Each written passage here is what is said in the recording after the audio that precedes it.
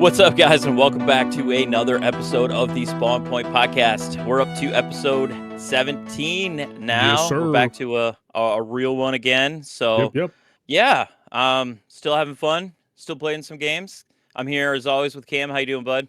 Fantastic, I suppose. Sweet. You suppose? I don't know. Kind of getting bored of sitting my ass. I'm not gonna lie to you, but we're still Dude, sitting. I don't know, ass. man. I just, with the way work is lately, I think I would like it, but Yeah. I understand where you're coming from. It's been a month. It's So. been a month. Yeah. It's a long time. Well, I will tell you, I haven't missed a goddamn thing. Oh yeah. Other I than know. we got one new hire. No shit. Yeah, one guy, and I was in a not very good mood the day that he showed up, and Rod came up to me, and he's like, I could just tell. I saw him walking up to me with him, and he's like, "Hey, do you want to?" I was like, "Nope." And he's like, "Okay," and turned around and pawned him off to Annie. Well, I got bumped good. off my route onto every one day. I don't love, and I'm just like, the last thing I want to do is sit with someone all day. I was just not. Yep. I was not feeling it. So yeah. Yep. But anyway, he'll do his training next week, and then I'll probably do his actual training. It was just a shadow day, so I'm like, nope, don't feel like it. Sorry. Yep. Don't blame you there. Well, hopefully he'll turn out to be something. We've had some. We're not doing that here. What, we've had some stinkers? Yeah, we've had some stinkers. Yeah, we'll just put it that way. Yeah, I'm not gonna say who or anybody in particular. Is December still working? Yeah. Okay. Working. Okay. Yep. I'm surprised. Yep. Still there. Sweet. So. Anyway, you guys don't know what the fuck we're talking about. You have no clue, and you could give a fuck less. So anyway, we're gonna keep this moving. We got a fun podcast for you guys today. Some games to talk about. Nothing real new, but we got some stuff to cover, and then kind of a lot of news again this week. So yeah, we'll be here for a bit. A couple shout outs to start off with. Couple comments came through, nothing pointed that we can really talk about, but I'm just going to shout out everybody that sent us some comments. Keith Zilla, Ron, Rohan, the dev, Cole Zicki, of course, every week Cole Zicki's in there, so shout out to you, brother. Love it. Alex Lurkin 703, we know who that is. Shout out to Lurkins. Sal's Bones every week as well. Thank you, Jason with a Y. JJ. Marika's Toes as well for the comment. So thank you guys so much for that. I appreciate you. All that stuff helps get us out to more people. So we really appreciate it. We love it. We really do. God damn it. Join the Discord. Jason, do housekeeping this week. Yeah. So, well, like we've said time and time again, and we're going to keep doing it because it really does help us out. Like Cam just said, join the Discord. Talk about video games in there. There's a lot of stuff going on in our Discord. Like, subscribe on YouTube. It's kind of like our primary place, where we post our podcast, our shorts, our videos. But posting a lot of stuff on there. That's our primary place. But then, we do the Facebook, TikTok, Instagram, we're on all of them, and any like, comment, follow. I mean, I've noticed some people coming over from, comments I've seen on, Discord or like Instagram. I'm like, oh, cool. I just saw that guy's comment on Instagram, and now he's a sub. So all that stuff, man, we just appreciate it. We love it. We also have a email address, and that is spawnpointnetwork@outlook.com. spawnpointnetwork@outlook.com. The more you repeat it, the more people remember. So, right. Yeah. So, yep. And we try to pop in. Cam said the social media part of it, we don't. I try to look, here and there if I see something, worth mentioning or talking about. I'll do that. But it's mainly a place for us to get some of our content out on. So. Yeah, we need to do better at that. That's I know, but I just don't. I don't know, man. It's just hard. I try to stay off X as much as humanly possible. That fucking platform sucks. Balls. Cesspool. Yeah, it's terrible. Anyways, you can get a hold of us on those if you want to. Yeah, for sure. We'll see them. Yeah, we sure will. Anyways, that's housekeeping. Let's get into the games here. I don't think we have to delay it any further. Jason had a busy week, didn't you? Oh my God, busy dude. week. Jesus Christ, never. Again, and it really, it was the last like 2 days. I've got family in town. I've got a nephew that I haven't seen, for almost 8 months now, which is a horrendous thing to say, that I'm just now meeting him for the first time this weekend, and he's been on this earth for 8 months. I'm a terrible person. No. But anyway, my brother, Your and lives his out of state.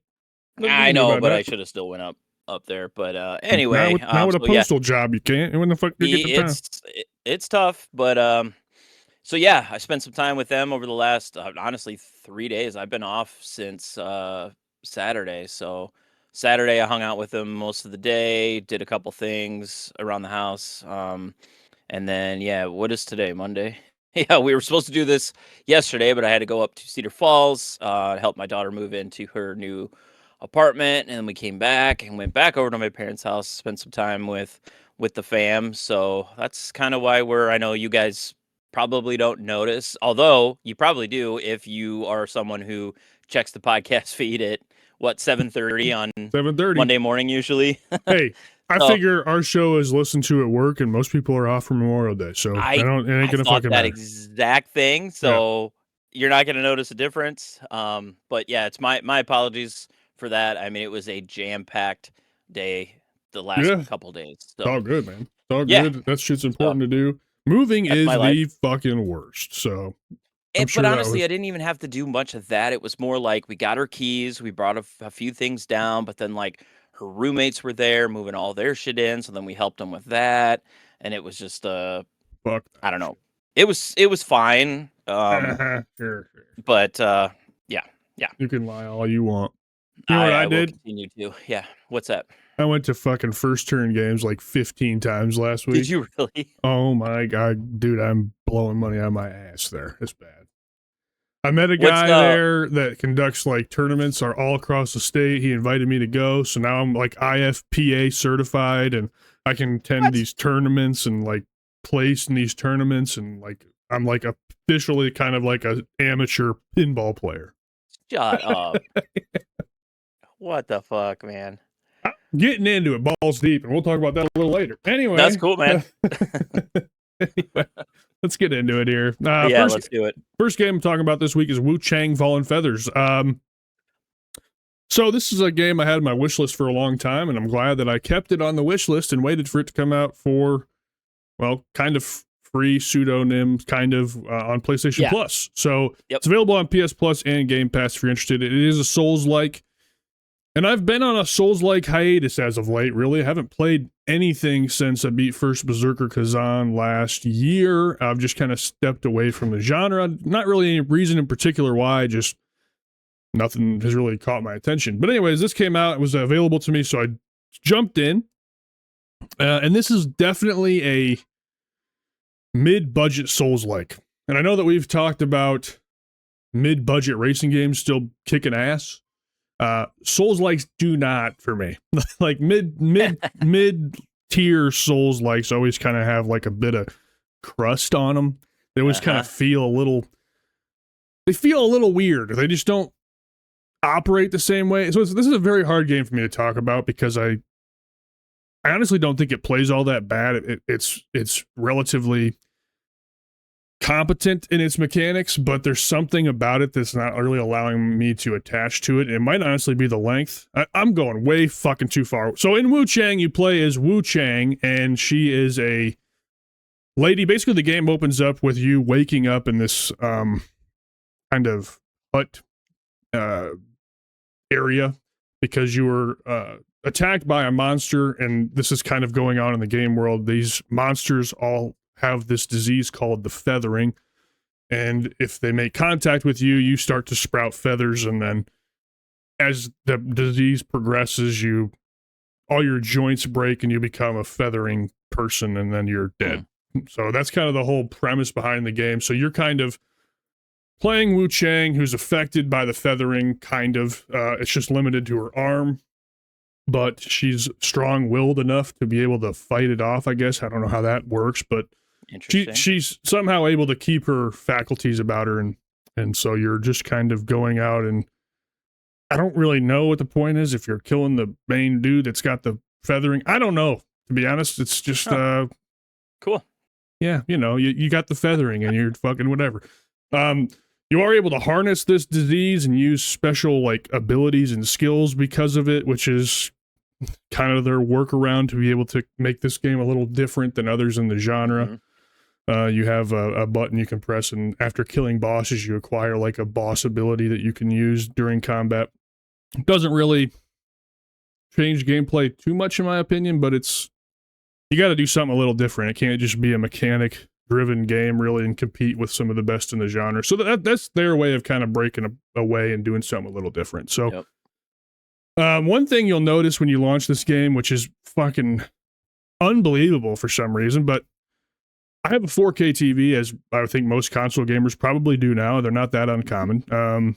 This game overrides my PlayStation's display settings. I don't know why it does this, but it kicks it down to 1080p. I don't know what the fuck is going on there, but like I launched the game, my whole TV like goes black, and then it reopens at 1080p, 120 hertz. It's very strange. I mean, I didn't know my PC or my TV could do 120 hertz. So that's kind of interesting, but yeah, it knocks it all the way down to 1080p, not 1440p, 1080p. So it literally looks like the game has like a layer of Vaseline over the screen. It's just blurry. It looks really bad. So like I spent a lot of time. There is HDR in the game, so I spent a lot of time like trying to dial it in. I just can't get the game to look good. Looks like fucking shit. And then I made a boss guide for this game, and I was talking about the visuals. It looks fine when you compress it, but but I have a 65-inch TV and it looks like ass when I'm playing it. So it looks okay when it's just crammed into that little YouTube screen, but it doesn't represent what it actually looks like. But anywho's, I can't really put my finger on what in particular I don't love here.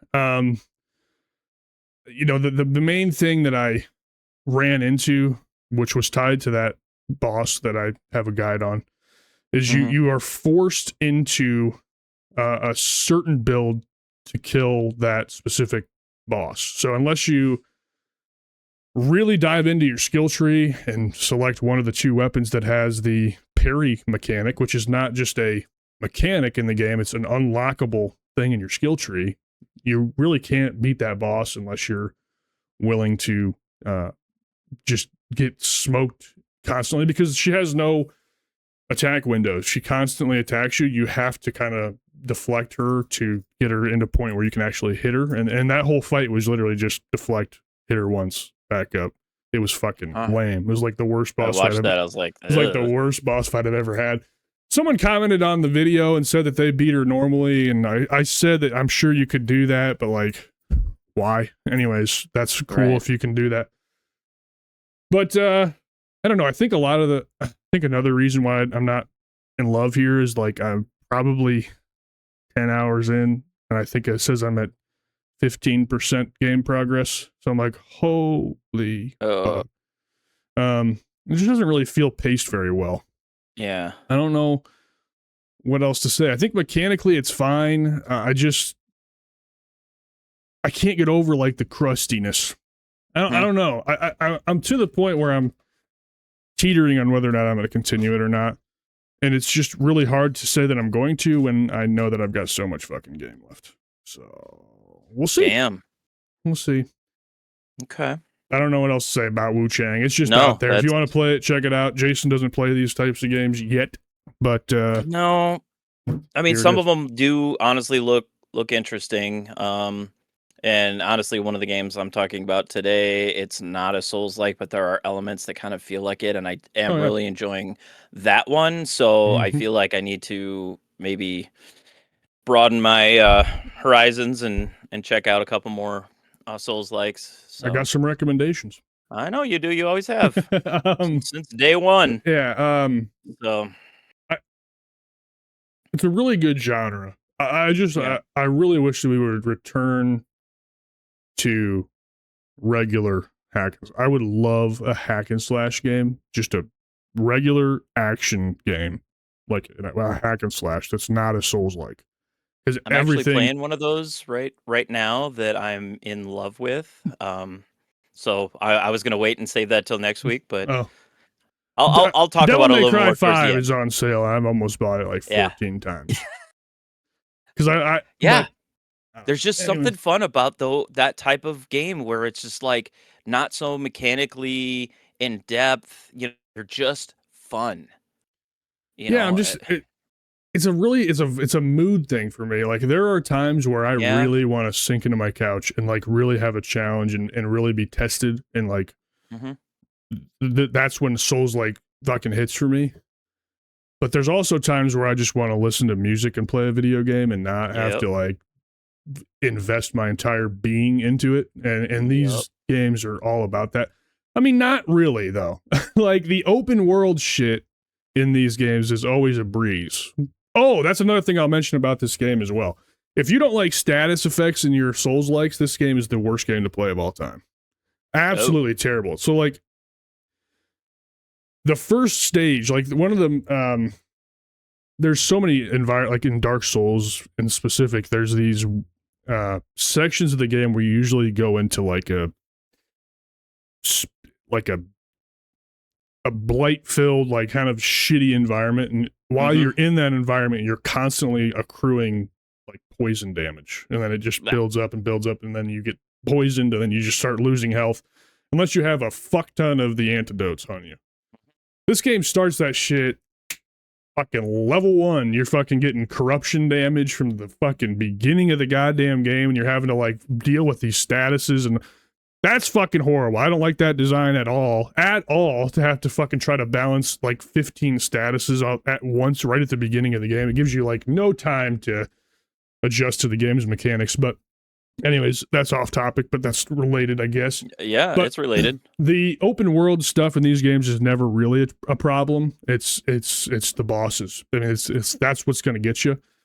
So in the open world exploration stuff, it's like, you know, you can kind of lollygag through those if you want to, but yeah, the bosses are all your focus is required.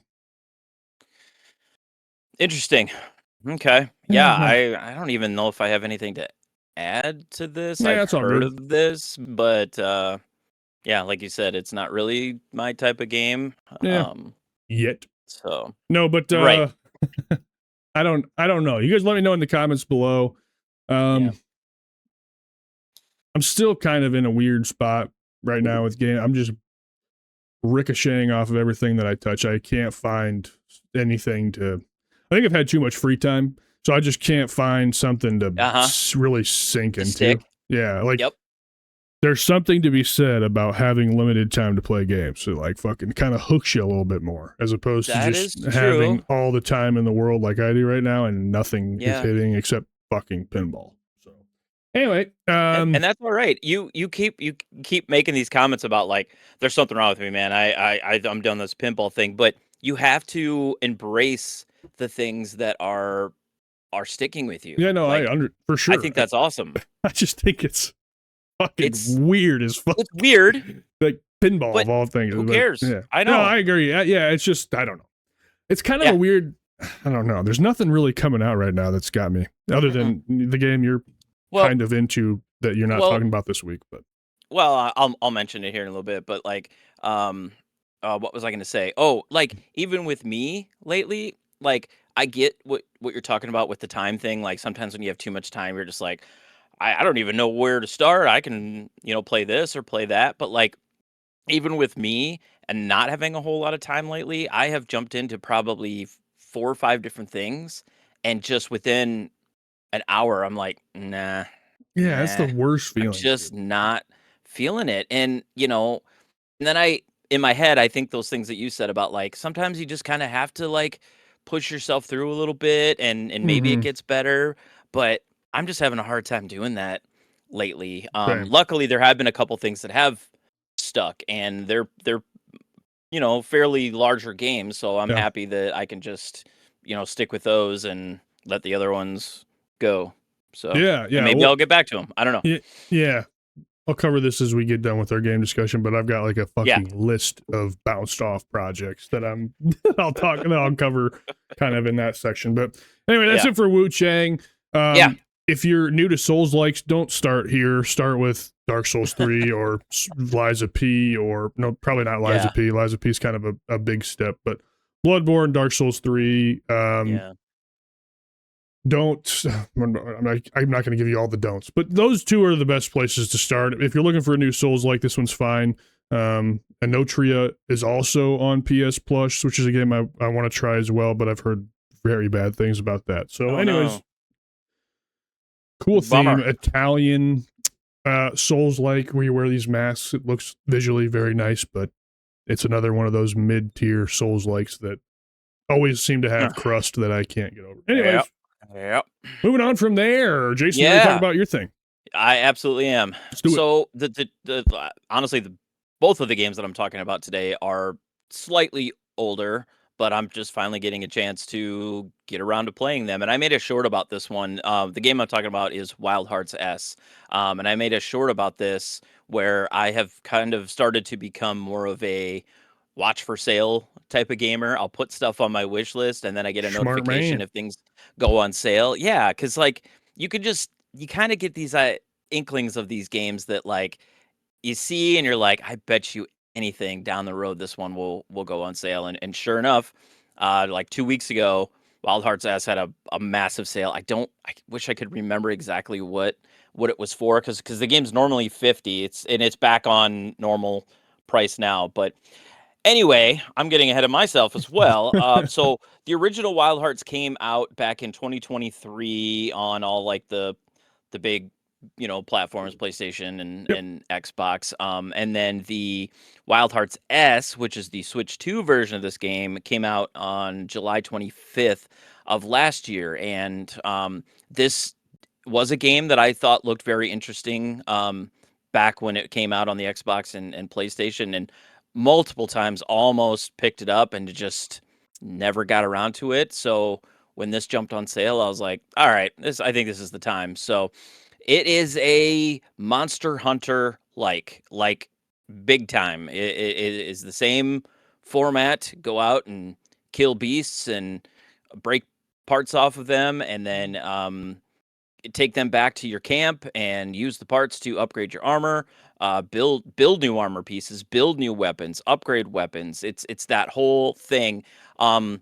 layered on top of a story, which this land is like kind of corrupted, like you just said with your last game, and the corruption is like getting into these what were normally just big animals that lived on this place, but this corruption is changing them and morphing them, and they get all fucking crazy, and they have an attitude problem, and so you're just going out to take these things down, and in the process try to figure out what's causing all this. I'm probably 5 or 6 hours into this, maybe a little bit more by now. This game is sticking with me. I think it's very Nice. fun. And when I jumped into this, like, I played the crap out of Monster Hunter Worlds, Monster Hunter Rise. I didn't get into Wilds, which was like the newest one.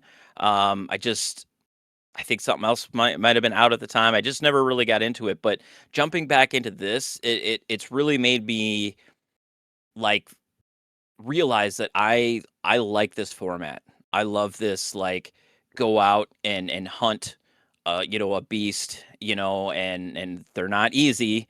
And then use those parts, come back, build some things that then help you take on the next big bad in the game, and just rinse and repeat. It almost has that, like, it's not a roguelite, but like that feeling where just, okay, just one more, like, Mm-hmm. okay, let's do this one and then do the next one. So it kind of has that pull for me. I like being able to do that kind of stuff. One of the big things that does separate this game from the Monster Hunter games is the ability to build objects in the game. They call them, I had to make notes on this because I couldn't remember all the different names. So the Katakuri is like a system where you are able to use like these weird power things. There's like these green, like, energy waves that come out of you, and you can build things with those. So you can build, boxes that you can basically climb up onto and then let a monster run at you, and you're able to leap off them and come down on top of them with like this crazy, strong attack. There are um these devices that you put down, and then as your monster's running at you, you can jump on it, shoots you off to the side, and then you have like a side advantage or a back advantage on them. Hmm. You can also build walls that the monster runs at. It hits the wall and kind of knocks it out for a second, allowing you to go in and cause as much damage as you can, and then they kind of get back to their feet, and then the game gets back to how it was. And I was kind of comparing this to what Cam was saying about like a Souls like. These bosses Yeah. feel kind of like what a Souls like boss would be. It is hack and slash in a sense, but you have to stay on your toes. You have to dodge. You have to parry. You have to just find different, they all have attack patterns and stuff. You got to kind of learn how to avoid certain things, with how they attack. So, it just kind of, yeah, it's a lot of fun. I'm just enjoying the style of game that this is. I'm glad it's sticking because, like I said, I've had a few and that I'm just like, nope, nope, Yeah. nope. But yeah, this one's really cool. Oh yeah. Tons of different weapon, types. The kimono are like the beasts in this, and I kind of already explained that they're just like regular animals that like have been affected by this, and it's weird because it's like all nature themed. So like these like there's like this giant boar that's got like trees growing out of the side of him, and they actually act like spikes. Like he'll do this like side attack, and the trees will actually pierce through you. So it's all like there's this rat squirrel looking thing that's like got flowers like growing out of his head, so he's all like demented and shit. So instead of like dragons and that kind of stuff that's in Monster Hunter, they're kind of more like real like beasts, boars, squirrels, like rats, but they're all like they don't look like that anymore. So, Right. and they're all freaking massive like they Mhm. are in the Monster Hunter games. So, but yeah, a lot of different weapon types. You have your traditional, longsword, great sword, axe, a bow and arrow, but there's a couple other interesting ones. There's like a bladed umbrella. Actually, if you're watching the gameplay, Mhm. I don't know if I fight anything right here, but that's an umbrella on his back, and you open it up and it's got blades all around the edges of it. So it's a much faster, quicker type of weapon. Doesn't cause as much damage per hit, but you can get a lot more hits in. And Mhm. then when the monster like flings you off of them, you actually open up the umbrella and use it to coast, like glide back down Ooh, to the top nice. of them, and then you can even do like one of those heavy attacks straight down on top of them when you have that advantage of being, in the air above them. So, Hmm. and then they all have their Monster Hunter type of like, the bow has a special charge up thing that unleashes like a, much heavier attack. The umbrella one kind of builds up energy, and then you can unleash a more devastating attack on them as well. So just a lot of cool. I mean, a lot of it is you've seen before in Monster Hunter games, but I think it does enough to separate itself from those types of games. So, I the world is like destructible in a sense. So like if you're hiding behind like a massive tree and trying to like pop a health potion and a monster's running at you, he will break through all the trees Mhm. and stuff in your path. So like there's not really a safe place to go and try to hide from them. You just kind of have to keep moving in this Yeah. one. So story Nice. seems fine. You're some like hunter or whatever, and you're exploring this new land, and of course you get to this land and all this crazy shit's happening. So um yeah, it's a fun game.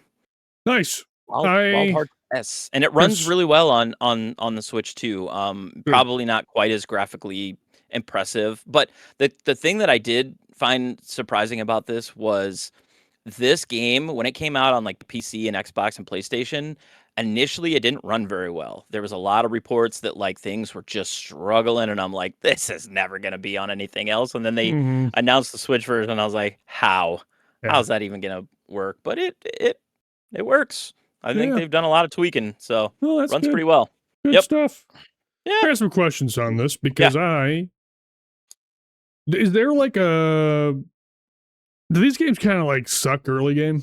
Like right when you start, do they kind of like suck? Or, because I can't stick with one of these for the life of me. I've tried. It's just like I guess maybe the gameplay loop doesn't work for me all that well or possibly something. not. I don't know. If that doesn't hit with you, if that loop doesn't hit, you're not going to enjoy these games, because that's what it is over and over again. I mean, there is a lot of exploration in this. It's basically an open world. There's just areas that you can't access because you don't have like the abilities and stuff yet to like there's a stamina bar in here, and which you can level up over time. And you see these like the cliff faces that you can climb are pretty obvious. Like there'll be like this big rocky wall, and then there's this kind of path that's kind of growing up in the middle of it, and you can look at that and go, okay, I can clearly climb that. But you can't until you progress in the game farther, because you need to build up your stamina more. You'll make it about halfway up and you'll fall back down. So it is open. Like you could technically get there, if you had the ability. They just kind of section areas off, so that you can access them later. So, and there is one boss that I'm currently trying. I think it's like the fourth one in that. I think I'm gonna need to grind a little bit, because I just keep getting. They hit hard, man. Yeah. You got to dodge out of the way when you get hit. It really takes a chunk of your health. They are very, very generous with the health potions in this game, and honestly, the main material that you need to refill your potions are just on these plants that are literally all over the place. So like you can hold up to 10 even from the get go, and you just get hit and hit and hit trying to figure out, how to take these down. And then you just keep popping these health refills, and then as you're running around fighting them, you see these plants scattered all over, and you just run up to them, grab them real quick, and you got another vial of this health potion. It's very generous in that sense. It's just the difficulty comes from trying to find the best way to take these down. I mean, you can take any boss down with any weapon, but some weapons are better for certain bosses. So, right. And they're not even, I keep saying bosses. It's just, I mean, I guess that's what they are, but they're bosses, that's mainly what you're fighting throughout the whole thing. There are smaller creatures and animals and stuff that you can kill along the way. And then they do drop some things that you can use to upgrade certain things too. So, do you feel like you're missing anything by soloing this? No. A lot of these, I mean, I don't. You don't think so? I don't think so. Like I get where people come from with that. Like the the Monster Hunter games in particular, we're all like, yeah, get a team together and take these things down. But I played Worlds by myself. I played Rise by myself and did not have an issue. You can so if you are tracking, so another thing that's kind of cool is you have to like track the animals. Like it'll say like this animal is causing problems, in this area, but like you accept that quest and you go out, there's no indication of where this thing is. So you can actually build these little lookout towers, and you can plop them down all over the place, and they make this big radius around you of like how far they can scan to find these animals. So I thought that was kind of cool. Like you can just run off on a path and be like, I think I kind of know the area that he's talking about, but then you plop one of these things down, it starts to scan, and then this little icon pops up, and then you can see where you need to go to take that thing down. So yeah, there's just a lot of cool little tricks and stuff that it does to keep things interesting. Nice. Is this like structured around a bounty board as well? Not that I've seen yet. I think there's going to be more that comes of this. But as of now, I basically have one camp. You can set up camps all over the place, and they basically act like fast travel points. I have one main camp where I have like my forge, my campfire, and all my stuff. And when I die, I basically go back there. But from what I'm doing now is there's two NPCs in my camp, and they're the ones that have lived in this place, you know, all their lives, so they know the land, and so they're the ones that are telling me like, you know, where to Okay. go and stuff. So far, I would assume eventually you get into more like bounties stuff like that, but like I said, I'm four main bosses in to this so far, and they've all just come from them just saying we would really like this thing taken care of. We would like this thing taken care of. So That makes it's almost easier. Is it it seamless is. from your town or from your campsite into the world? Yep. Yep. You walk right. So my camp is set up in this like kind of cave area, and once you accept the quest, you just walk right out of your cave, and you can go any direction that you want. It is not linear. It's pretty open. And are So you hoofing it back after you beat an enemy? yeah, yeah. Oh, one of the things that I unlocked not too long ago was this kind of a zip line system. So it's just one of the many things that you can build with this category, whatever, this power that you get.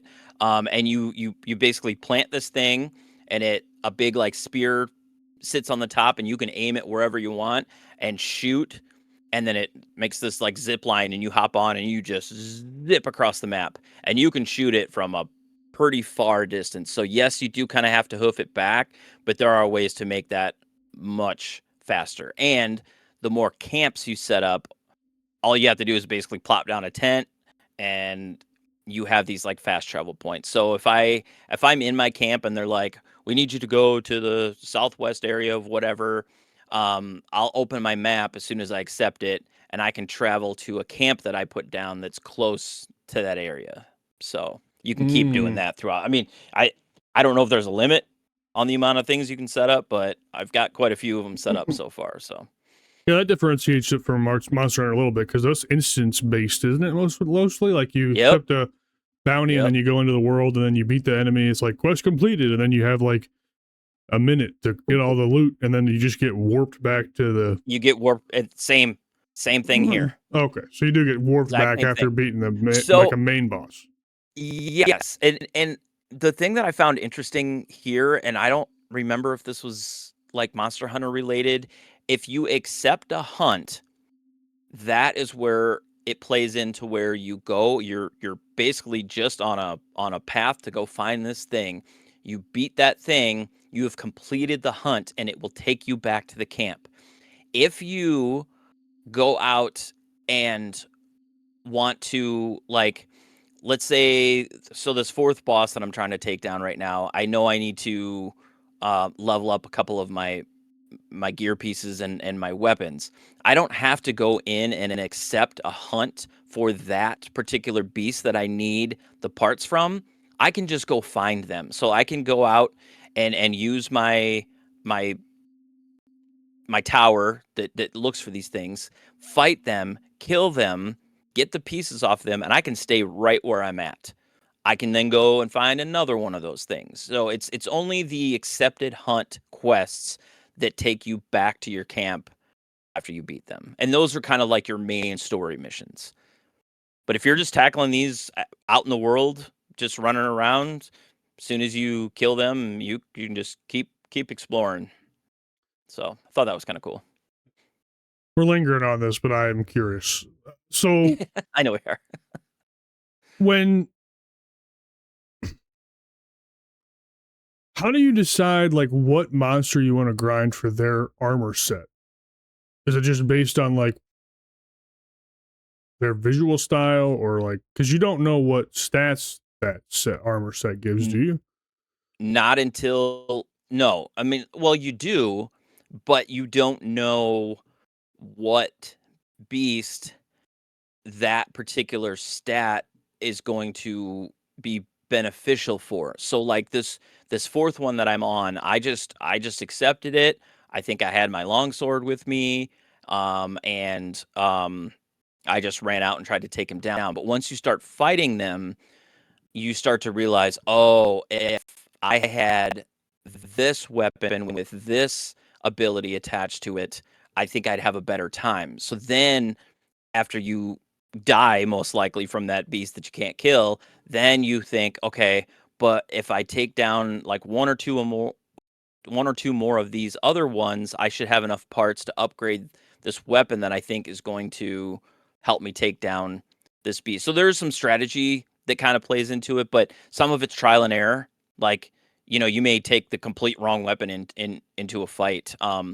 And you just don't know until you start taking on these other bosses that you're like, actually, I should have taken this one. This would have been better. So you try to do what you can. You still break little pieces off here and there, but you may not be able to take them down until you bring in the right weapon. You can't change weapons outside of the camp. You just take the one main weapon in with you, and that's kind of what you're stuck with. If that makes sense. Yep, it does. If you guys are having problems, I just unrelated. If you guys are seeing issues, I'm fucking trying to. This PC sucks. This PC's a piece of fucking shit. So I'm trying to like get everything. Okay, so if there's any issues with the video, I apologize, or the audio. Yeah, I'm trying to do things on the fly here. Yep. Yeah, this game was cool. I think aesthetically, this is more appealing to me than Monster Hunter. Personally, I like the visual choices they made with the landscape affecting the creatures, and it just adds a layer of niceness to it. Do you know if this is just a direct port of the main version? It is with some tweaks. So they went in and they tweaked a few things. One of the things they did was instead of only 3-player hunts, the S version, the Switch version, is the only one that has up to 4-player hunts.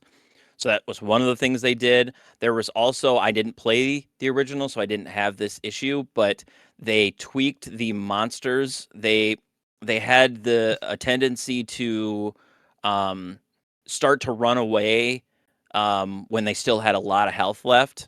And players were complaining about that. Like in Monster Hunter games, when a monster starts to stagger and limp and run away, you're getting pretty close. But from what I read and heard, in this one, the monster would run away 2 to 3 different times, and you'd have to track them down, run after them. And this, it seems to be that they only run away once. And when they start to run away, you're getting close. So that was a tweak that they made to this. I think that was the two main things that I remember seeing that was different than the other versions. And so other than that, it's a port. Yeah, and this is Switch 2 exclusive, right? Switch 2 exclusive. Yeah, this wouldn't run on the OG Switch. Yeah. All right, nope. Cool. Yeah, I think. Well, I don't know. I covered a game you won't play. I don't know if I'll play this. I think Wild Hearts is on PlayStation Plus too, but is it? I think I bought Wilds for no reason. I bought Worlds when it came out, never played it, and then I bought Wilds when it came out, never played it. I bought Rise when it came out, never played it. I've bought all of them and never played them. I don't know what the fuck I'm doing. I think I just Worlds and Rise. These games are really popular with like podcasters. I think I can see that. All the people that I listen to are like big Monster Hunter dudes. So I like listen to them like, God, this game sounds cool. Then I buy it and don't touch it. I don't understand. Yeah. I don't understand. It's just another case of just not every game hits with every gamer. I refuse to believe that. Ah, come on, dude. I will fight that for the rest of time. No. What's wrong with Wilds? I don't mind that. I really don't mind that because it just makes me go, that's cool. And I've got a lot of other genres that I really like, and there's plenty of games in there. I don't have time to play every single thing that comes out, so. What's wrong with Wilds to you?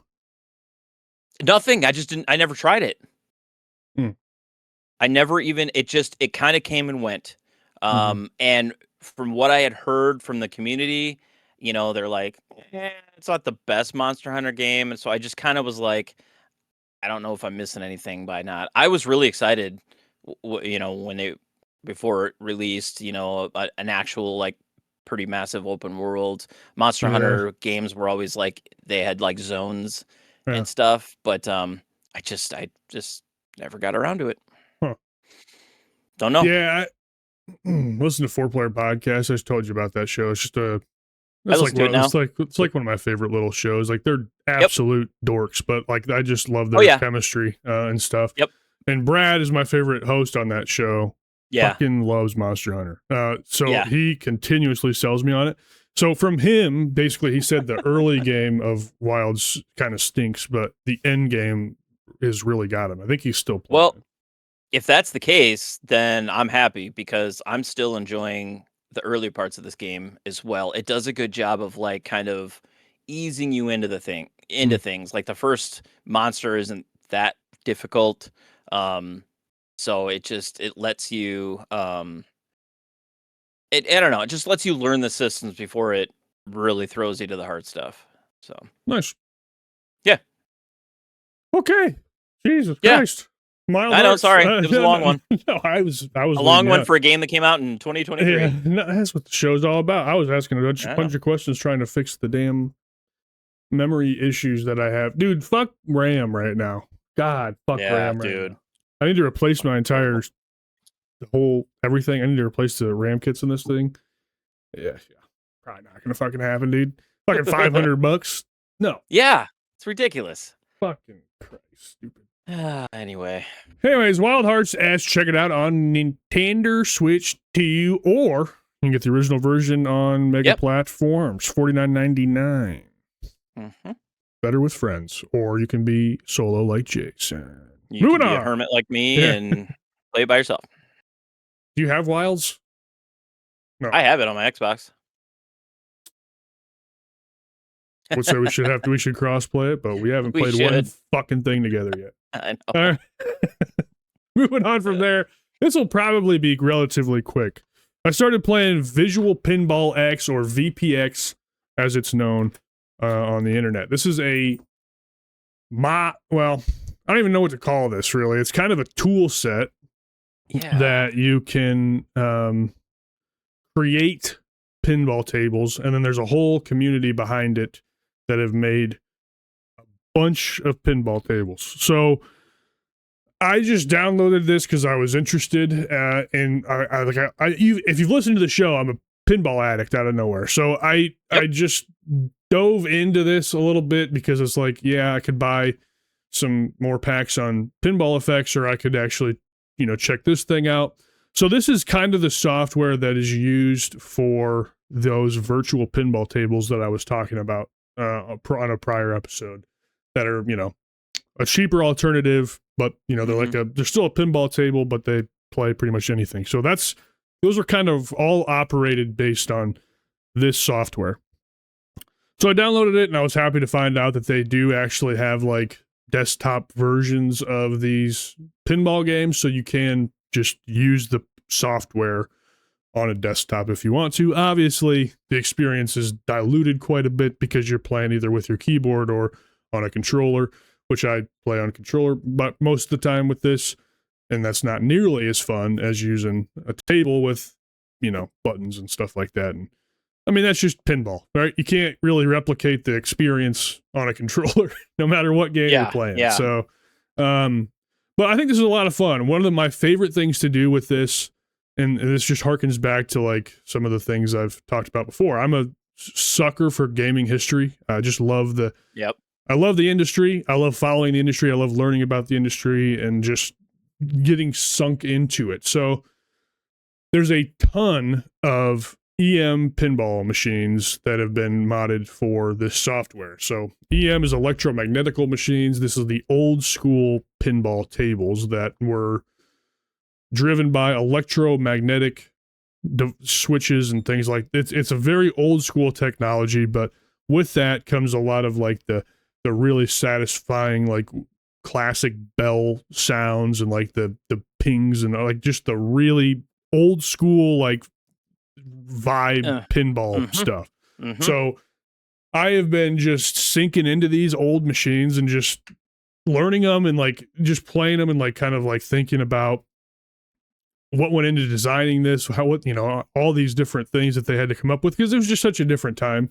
You know, it's not a video game. Pinball is a physical object that you have to take into account every little thing. And it's just really interesting for me to look at. And I love these EM machines in particular because these machines just simply, are very, very rare. And you're not going to find them on location very often at all. Sure. Because these, at the time, were not really made to last. Pinball tables in general are just one walking fucking problem. I mean, they really are. Even modern pinball, you get a pinball table, you get 200 plays on it and something's going to break and you got to lift it up and fucking diagnose and fix shit. It's just the way it is. But these older tables, these EM machines in particular, were incredibly finicky, which makes them very hard to find nowadays that actually work. I mean, they almost all are completely rebuilt if you find one to work at this point. But anyways, I'm just having a lot of fun diving into it. And then I'm also using this software to learn rules and deep games tactics for some of the pinball machines that I do have access to on location around where we live here in Cedar Rapids. So I've downloaded Deadpool, which is available at First Turn. I downloaded Whirlwind, which is another one that's available. That's a quarter barrel. Metallica, Ghostbusters I downloaded. Like, I've just downloaded like a lot of tables just because it's an easy way to like learn the rule sets of these games without dumping quarters into the machine. Pinball is relatively affordable if you go to play it. However, when you're an absolute sicko like me and I spend 2 hours just pinballing, I will blow through $20 like it's nothing. And by learning the mechanic, by learning the rule sets a little bit more in depth before I go there, I can actually make my credit travel a little bit longer than normal. You know what I mean? But that's another thing with pinball as well. Like, there are just times in pinball where you just get fucking hosed and there's just nothing you can do. You can't even get mad. Yeah. It's just pinball. Yep. You're going to get fucking hosed. Yeah, you're going to get hosed. So yeah, physics-wise, I think the physics work best on the EM machines. If you're watching the footage, after we get done with Harlem here, we're going to transition to Deadpool, this modern table. They don't really replicate pinball. It's probably as close as you can get. I mean, the EM machines are probably as close as you can get physics-wise. I think the gravity and the ball speed and stuff is very accurate on the EM machines in particular. But once I transition to the modern tables, it feels a little bit less realistic, I guess. So, is this the Deadpool one? Oh, yeah. This is Deadpool, yeah. So, this is a mod that I downloaded. He like redid all the silver work to gold, and then he like redid all the he redid all the LEDs, so it just looks really nice. But there's a lot, like, okay, so pinball, if you just casually play pinball, is all about just keeping the ball alive, right? But if you want to like really get into pinball deep, there's a bunch of techniques and mechanics you have to learn related to your flippers. There's things like dead bounces, live catches, cradling, and all these mechanics that are in pinball that don't seem obvious at first sight and stuff. So I'm constantly going up, trying to learn live catches and drop catches and dead bounce passes and all this shit. And I can't really do that in here. It's not like, for example, a live catch. The way a live catch works is you when the ball comes down to your paddle, you want to have your paddle reach the ball at the exact time as it would get there normally. And what happens is when you flick the flipper, the rubber band around it basically kind of bubbles because of the impact of the and that little ripple, if it connects with the ball at the right time, it'll stop it dead. And that can't be replicated in this. So like, no, you know what I mean? It's like, so it doesn't really work for that in particular, but it's still good for learning rule sets and things like that. And also, I think it looks really cool. I still would love to make a virtual pinball table, just to have one, for a number of reasons. So I like pinball a lot, and there's a lot less maintenance dealing with electronics than these fucking things that are a part of real pinball. But I just love fucking pinball. I don't know what in the world is going on with me. Like I'm sitting down here like 2 a.m. playing fucking Aladdin's Castle, an old EM machine with 2 pop bumpers and like just like this really You're weird. You're in it, man. You're in it. I'm in it. I never thought this would be the case, but I'm fucking in it. Like big time. Being told of like tournaments going on in Piasta, tournaments in Iowa City. Like I got the whole fucking schedule. I'm like I'm planning to go to like get IFPA ranking thing. it's fucked up. And I suck, but I'm having a lot of fun just kind of diving into it. Right. Yeah, it's really fun. Right. So, yeah, that's it. It's just a software that's cool that you can download for free on your PC and play some pinball. I think it's cool. Nice. It's not. It is cool. Taking the world by storm, but it's still very cool. And I think it's been out since like 2000, and they just keep updating things, and the community keeps adding new tables. So. It's fucking cool. There's really not much else to say. It's pinball. No, that's fine. And so if you were to make, like, how is the making of a table work? I mean, obviously you have to set up where everything is. Okay. There are companies that sell virtual pinball tables, I guess. They're basically just tools or something. No, so they sell like it looks like a pinball table, but they just sell you like the frame, and then you mount a TV into it. So you mount a monitor into this thing, and then you can also like have a second monitor run up, and you can simulate back glasses as well and stuff. Right. And then the way that they get these things to be realistic is they have these conductors that are put throughout all these different places throughout the framework of the table. And VPX is very in-depth, so you can link a conducer to some sound effect or whatever. And then you can get like you can get the schematics from the actual table and kind of map it that way. So it does replicate the feel a little bit. It's never going to be 100%, but it gives you something to fuck around with, I guess. So that's kind of how those work. I mean, you can DIY build your own, or you can purchase one. But yeah, it's just basically 2 monitors stuck into this frame, and then you can mod it based on that. And then obviously it's run off of a PC or a mini PC or whatever you can put in there. So that's kind of how that works. Very cool. Yeah, I wasn't sure how that whole thing worked out, but good explanation. Pinball's fucking cool, man. I don't know what else to say. It is cool. Would love a pinball table. Yep. If anybody wants to donate one and pay for the freight to get it here, I will take it. Yeah. It's another aspect of it. It's a giant machine that you got to figure out where to put. Yeah, First Turn has Pokemon, which is the newest Stern game, and that game's all right. Kind of like that game.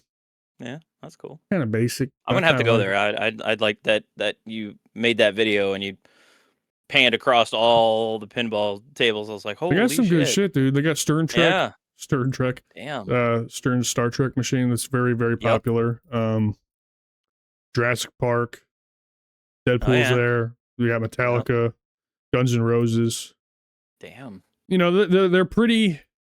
It's 75 cents a play, but on the Stern tables, like the Insider Connected modern tables, it's $2 for 3 credits, 3 plays or whatever. So it's not terrible. That's not terrible. I don't even remember what Quarter Barrel's pricing was. I know Quarter Barrel's like a quarter for their arcade games though, which is fucking baller. Yeah, it's cheap. Super cheap. Yep. Like I was in there playing Galaga, just shitting on people in there. Like I set the daily when I was in there. Nice. Fun stuff. But anyways, cool. Not only a modern gaming podcast here on Spawn Point Network, we talk about everything. Nope.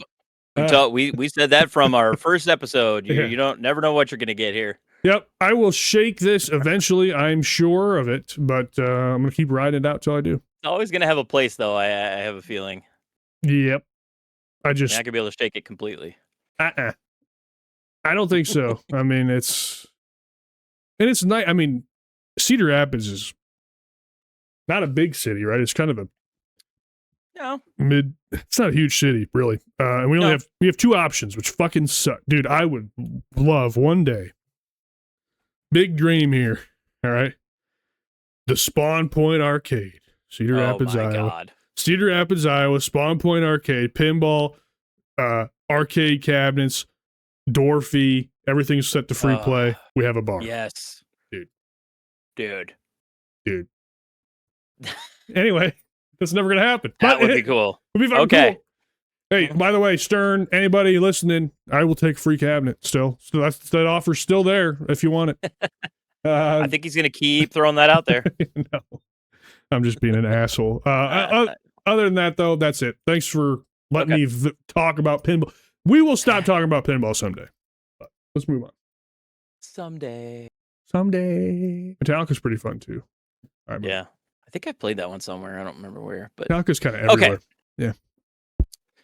Moving on. I have been playing a little bit of a game called Unsighted. So I have had this for years, and I was scrolling through my games list, and I saw this down toward the bottom, and I'm like, I couldn't even remember what it was. I was like, what was this? And then I kind of remembered. I was like, man, I remembered liking this. I don't know why I didn't continue with it. So basically, I had like 3 hours into my first save. I started over because I could not remember what the game was about. And essentially, it's kind of a top-down.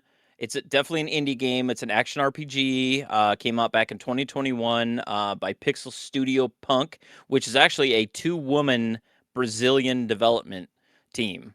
So I thought that was kind of cool. Love that. It has kind of like Zelda exploration with like, kind of like, you ever play Hyper Light Drifter? Nope. Okay, so it's almost like an easier top-down Souls-like. There's a lot of like parries. There's a lot of enemies that you can't hit just with your normal attacks. You have to wait for them to try to hit you, and then you parry, and it leaves them open, and then you can take them out better that way. So, but yeah, it reminded me a lot of like the Hyper Light Drifters combat, which is kind of a little bit more action RPG, but with some slightly tougher enemies. So. I had to make notes of this because the story is kind of wild. You play as Alma. She is an automaton, so she is a robot that was built by humans at one point, and actually, no, the original automaton was built by a human, and then the humans actually became kind of the bad guys. So then automatons were building other automatons to basically not necessarily go after the humans, but to create some sort of resistance against them. Like they're like, you built us and now you want us all gone. And they're just basically trying to keep themselves alive. If that makes sense. So, but what's happening in this world is the main power source that is needed for these automatons is running out. And you are trying to essentially find a way to either create a new type of power source or track down these existing power sources that the humans are holding, to basically get back to your town of automatons. So there is actually a built-in real-time clock in each one of these automatons that is ticking down throughout the course of this game. And what happens when a automaton runs out of this power, they don't just stop working, they lose their mind. Like they lose their like programming and become unsighted is what the title of the game implies. They just lose track of everything and they will attack everything. So you're trying to, there's already a a massive wave of these automatons that have already lost their sight. So you're dealing with, humans, you're dealing with these unsighted automatons, and you're basically trying to keep the energy available for the people in your town, the other automatons that kind of every once in a while you'll have someone fighting alongside of you. But you're always watching their like clock to see if, and you can find these things out in the world, take them back, and it gives them another like 24 hours of life essentially before they turn into these unsighted. So Hmm. but it's kind of cool because like you only find so much of this power, so eventually you kind of have to make a choice. Like, do I put more power into myself? Do I put more power into the like blacksmith that helps me upgrade my weapons? So there's like a lot of cool choices and stuff in this. I like I said, I restarted this, so I'm not like super far in again, but this time it is sticking a little bit more. I'm a little bit more invested in this story. I think the combat is a lot of fun. You have uh, like a main melee weapon, and then you have a ranged weapon. So you have like a pistol and a sword, and then you can get all different types of those things throughout the course of the game. So like you knock an enemy back a little bit, and then you take out your pistol and shoot them a few times, and then they'll come back at you again, and then you switch back to your melee weapon. So, for a game that looks as simple as it does, the mechanics are deeper than you'd think just by first glance. So I thought that was kind of cool. We just talked about having just a simple kind of shut your brain off action RPG. This isn't quite that. You still kind of have to kind of be on your toes with this one. There's a full upgrade skill tree built into your character.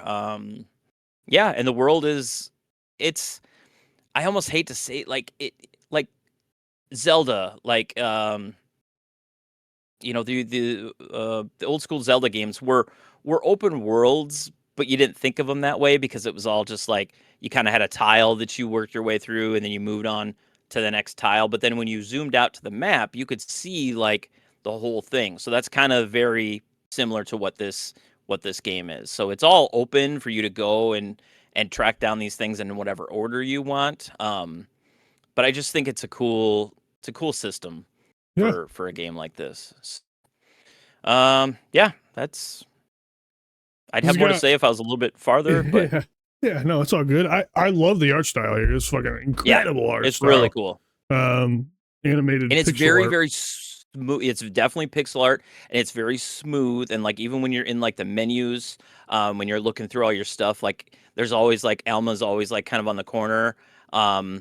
and she just kind of moves, Hmm. up and down. Her hair is moving. Like they did a lot of work with like the presentation here. I thought it works really well. Absolutely. And pixel art's a timeless art style that's always going to Yep. look good. So that's Yep. a great aesthetic choice. And I Yep. love when it's used because it's just awesome. And Yep. it Sure is. somehow keeps getting looking better. I don't know. It's I weird. know.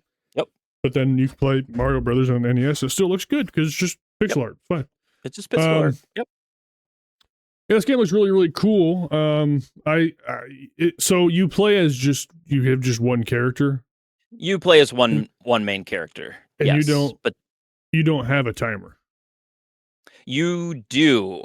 You still have one. So that's what I was saying. Like with your, finding these power cores or Mm-hmm. whatever. Like you can put them into yourself and say fuck everyone Uh, else, or you can kind of help your uh, townspeople because they help you out throughout the course of the game. So there is some choices that end up getting made, but it doesn't like I think you were talking about it was Sifu that you were talking about and not loving the fact that like if you die you aged and you were like felt mm-hmm. pressure to like Yeah, do as good as you can because you didn't want to like so I can understand that same type of feeling in a game like this. It's a little different in a sense that like there's constantly a clock ticking down and you want to try to do as good as you can so that you don't let yourself and these other people die. But at least yet, it doesn't seem like I don't feel that same pressure. I feel like the game is paced well enough that like if you kind of keep on track,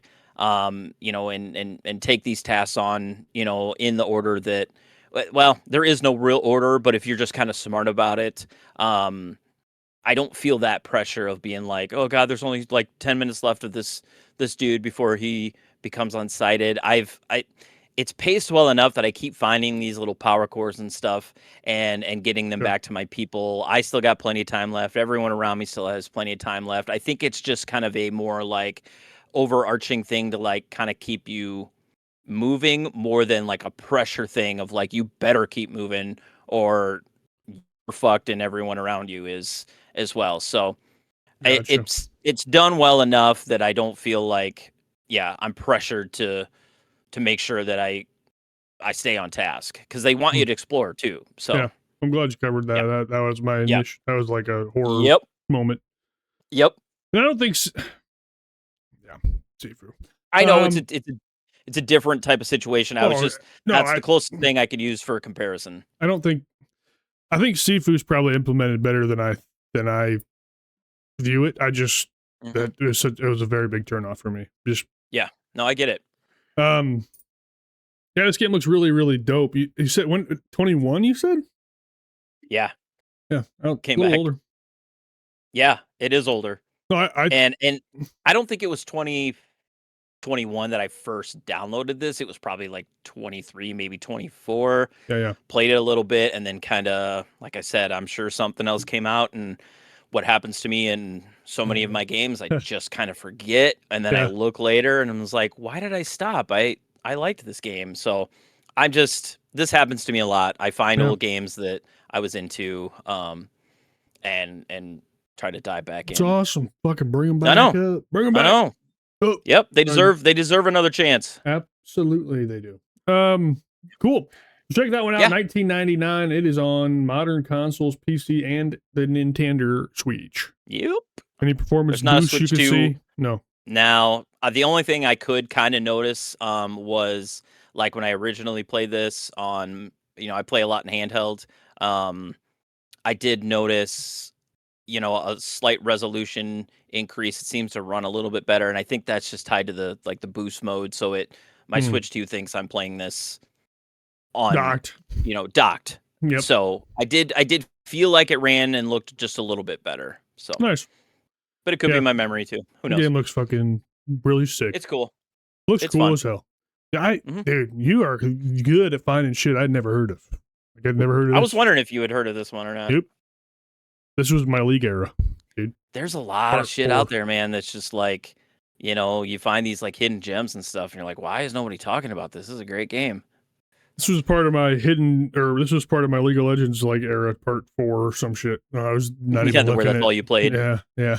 So is what it is. All right, let's. What else have you been playing, J? So okay, so a couple things that I. Oh, there we go. I'm having tech issues. Oh my god, what is happening? Oh, that's a big, beautiful picture. Okay, we're good. Go ahead. What else have you been playing? I downloaded a game called Starbites. It is a brand new indie turn-based RPG set in another planet.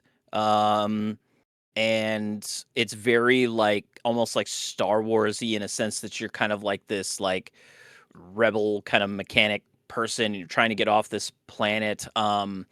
It's fine, but it's rough on the Switch. They are supposedly releasing like a Switch 2 version of that game. I think I'm just gonna wait because I am having fun, but it is ugly. It's just I can't get over the Steam version. I watched like a couple side by sides of like the Steam version and the Switch version. I'm like, dude, there's no reason that it can't look like the Steam one does. And the developers have said they did cancel the physical Switch 2 version, but they are going to release a Switch 2 digital, and I think I'm just gonna wait. Textures are just real bad. It is pretty simple. Its turn-based combat is pretty simple. But I think that just comes with like, there is a pretty massive skill tree for each one of these characters. And I think it's just a type of game where you just keep playing it. like more stuff will unlock. It'll get more interesting. But I Yeah. just honestly at this point can't get over just The kind of how it performance. Yeah. looks. Yeah, Fair enough. it's just not great. It feels like it could be a great Switch game. It doesn't seem like there'd be any reason to um not have it run as well as it can. So, Yeah. but anyway, I just kind of put that one on hold. Um, what else? Well, I guess I'll just mention that I started playing Tales of Arise. Oh, I said fuck it. I kept bouncing off of these little things.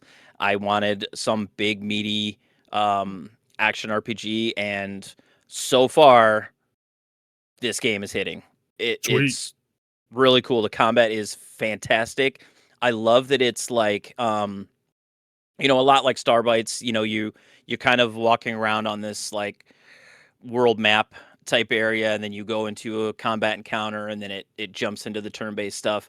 This game does a similar thing, except the world map doesn't feel like you're just this character on this like zoomed out world. Everything is seamless. The world map feels like any other place that you're running around and exploring. It's very, very detailed.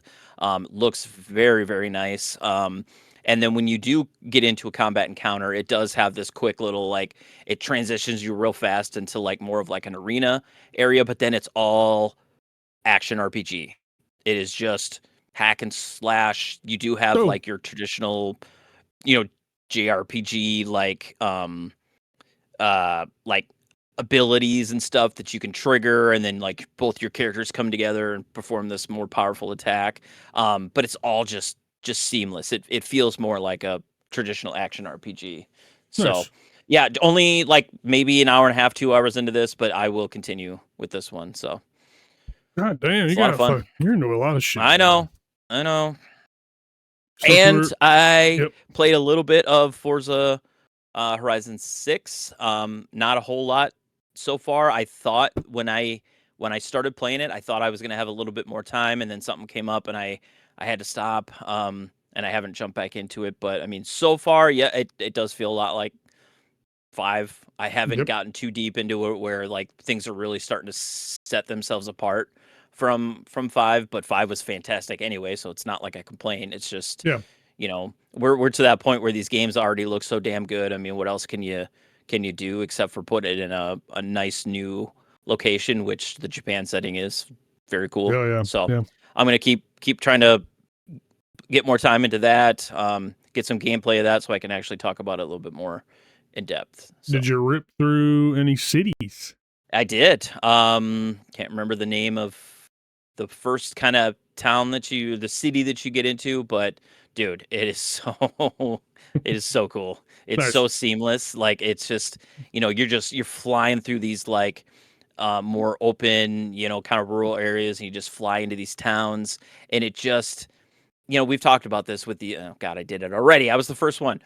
Um, we talked about this before, but Yeah. Yeah. in the other ones, we mentioned that the cities themselves that were cool, but they just weren't that big. You kind of could fly through them in no time.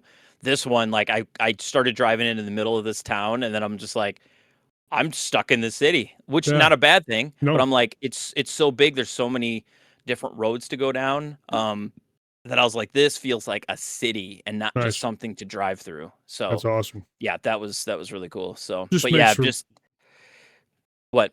I was just saying it'll make for better like circuit events in those towns Yes. opposed to like normally you just dip right out and then you're into the fucking rural Yeah. and you're kind of Yep. back in for 2.2 seconds and then you're back out, Yep. So I it's kind of kind of went cool. around the map and kind of highlighted some of the things that you can do, and it kind of like it shows you like when you hover above it, like the track layout, like the roads and stuff, and so many of them were just dead through the city, only the Nice. city, and I was like, dude, that's cool. That's gonna feel That's like more of a almost like a Need for Speed type yep. of like city racer type thing. Hell But yeah. that's what's cool about these games is it's just it. Yes, it's all just driving, but like I mean, the city driving feels different than like Oh the yeah. rural area driving. So it's they just figured out a way to do it so well. They really That did. would have Yeah. And you yeah. mentioned there were some good settings in that too, right?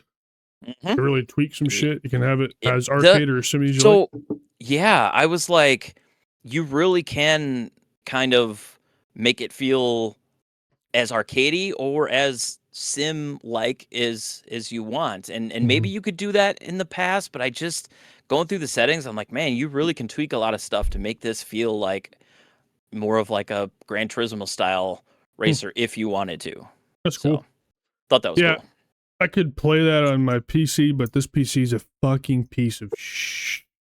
I think I've said that. This PC's a piece of You shit. have. Anyway, Yeah. so this is the recording station, and that's about it. Other than that, Yeah. I have been playing. It's kind of gross what I've been playing lately, other than pinball. I started a new fucking dynasty on College Football 26, which no one cares Hey, about. that's alright. So I'm playing that. Um, I am playing League every day. Mm. Oh, boy. No, it's not it's not a problem. Okay, I play two No, ranked I know. games. I play two ranked games a day. No matter what happens, two a day, and then I move on. Um, but that's just League, is what it is. And my Uh-huh. computer barely runs League at this point. I don't know what in the hell I got Swindle Pack sold here with this computer. It's a piece of poop. Anyway, Sounds like so I've been doing that, and then I've been diving into my PS3 catalog a little bit. I So saw. played Infamous, or still playing through Infamous. Infamous is kind of a long game. I'm kind of surprised by Yeah, that. A little yeah. bit longer than I thought. I mean, I thought a lot of PS3 games were kind of shorter. I don't think this one is, and it still runs like shit, as we said last week. But I'm getting farther in that. And then I started playing Split Second as well, which is Oh, Split Second rules. This game's yeah. really cool. Mhm. Um, fucking hard though, dude. Disney published some absolute banger racing games on that in that era. Uh-huh. Pure is a good example. I love Pure, Yeah, oh, but Pure was great. Pure was hard as fuck too. Yep. Like there's a point in these games where they just become what in the hell? Like it's like easy breezy, beautiful cover girl. And then you Yes. get to episode 4 and it's like, what the fuck Whoa! is going on? Yeah. So that's happening to me in Split Second. Like I'm just getting absolutely annihilated. And I've taken first on everything. So I have all the unlocks I could possibly have, like all the cars I could have, and I'm still just like getting smoked. So anyways, Huh. that game's fun. And I'm gonna keep kind of dinking around with the PS3 just to play through some of that stuff Yeah. that I've got Yep. sitting there. And hopefully something on PS5 will catch me again soon. Mm. Um, Hopefully. kind of avoiding Wu Chang, like to play a little bit. I think I'm done with remake, Final Fantasy VII remake. Oh, yeah. I don't know why. I just, it did not, it's almost like it kind of hooked me, but I do not like that combat system. I don't Okay. like it. Why Okay. though? I can't figure out why. I don't know, man. I don't Different like it, strokes for different folks. I don't know. I guess, but I think I might just have to go play the original and do the turn-based shit and play it that way. The original is so good. I do want the story, but that combat's falling flat as Yeah. hell for me. Yep. What else have I played? Jeez. I think that's kind of it. And then, like Okay. I said, a lot of my time has been spent dumping quarters into pinball tables. Uh-huh. Good stuff. Yep. All right. Alright. Well, we got a big news section. Yeah. So Should let's probably move on to that. take a quick break and we will get on to the news.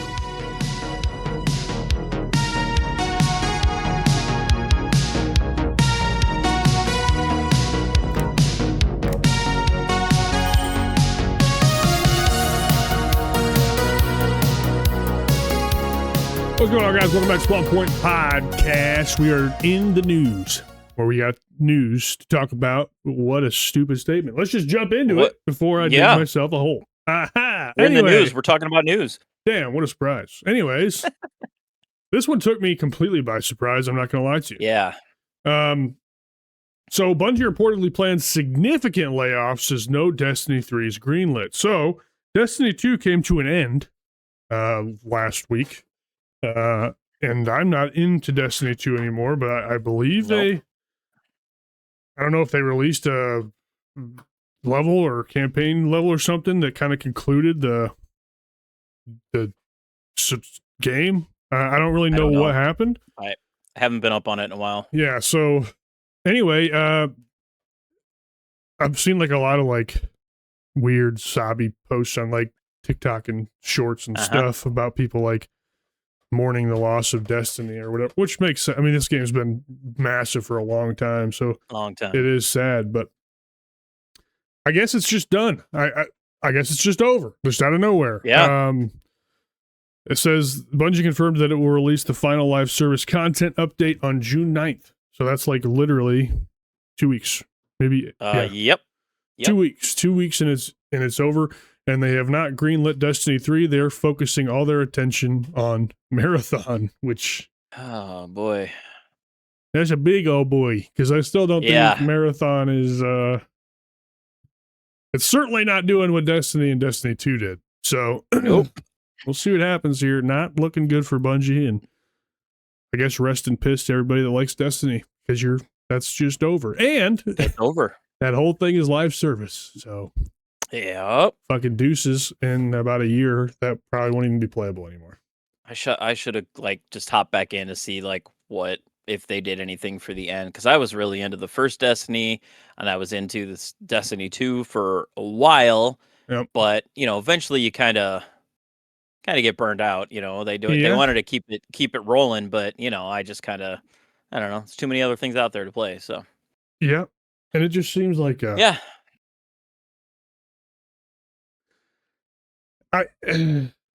Destiny 3 would be a success, you would think. So the fact that they're going only to Marathon, which has been shoddy at best, is suspect. I don't know. It might be the end of days for Bungie, unfortunately. Yeah, that's too bad. And it sounds like they're fine with it, because there's no other reason why they wouldn't just greenlight a third game in a series that's very successful. It makes no sense. Yeah. I was like really excited for Destiny 1, but at the same time, I was like, that was like their first big thing, since Halo. And I'm like, is this gonna, live up to Halo? I mean, and it was different, but I pretty much immediately was like, okay, I think they got something here with this, and then they just expanded upon it with Destiny 2. So it's very surprising that they're just, doesn't seem like they got plans for a third one. Yeah. Too bad. And if they lay off everybody, they're not going to make it. I don't know what's going on. I don't know what's going on. It's I don't know. Bungie's. Yeah. What do you even say? I don't know. I don't know. We'll just leave it be. I guess we'll wait and see what else happens. Yep. I'm sure there'll be some more info, but as of right now, it's just weird. Super weird. Anyway. Yeah. Moving on from there. Up next, I don't care if everyone's tired of hearing me talk about F1. I'm going to keep talking about F1 because I love it. But this one is weird. Yes. So for the last 15 years, there has been a brand new F1 game released every year. I mean, maybe just a slight tweak in a couple things. It's like the Madden games. It's like some people skip a year or two, because they're just minor, increments, or changes or whatever. And the F1 games have kind of been similar to that. The weirdest part about this one for me is this has been the biggest change in F1 since like 2014, as far as a whole new car, a different power system, different mechanics built into the car. It is like a whole new race. I mean, some of the drivers are still trying to figure these cars out to get the most out of them that they can. And for this to be the first year that they're not doing an F1 26 is just bizarre. Like, of all years to come up with a new F1 game, this would be the year, because it's like, they could even advertise it like this: get ready for the new F1, like the new regulations, the new cars or whatever. But they're not doing that. They are basically adding a DLC pack into F1 25 with the new cars, There's a brand new team, and then 2 new drivers as well. But I just found it odd. So instead of the annual sequel, like I said, F125 is just getting a 2026 season expansion priced at $29.99, and I've already gone through the what's going to change, just the new cars and stuff. I found it really strange.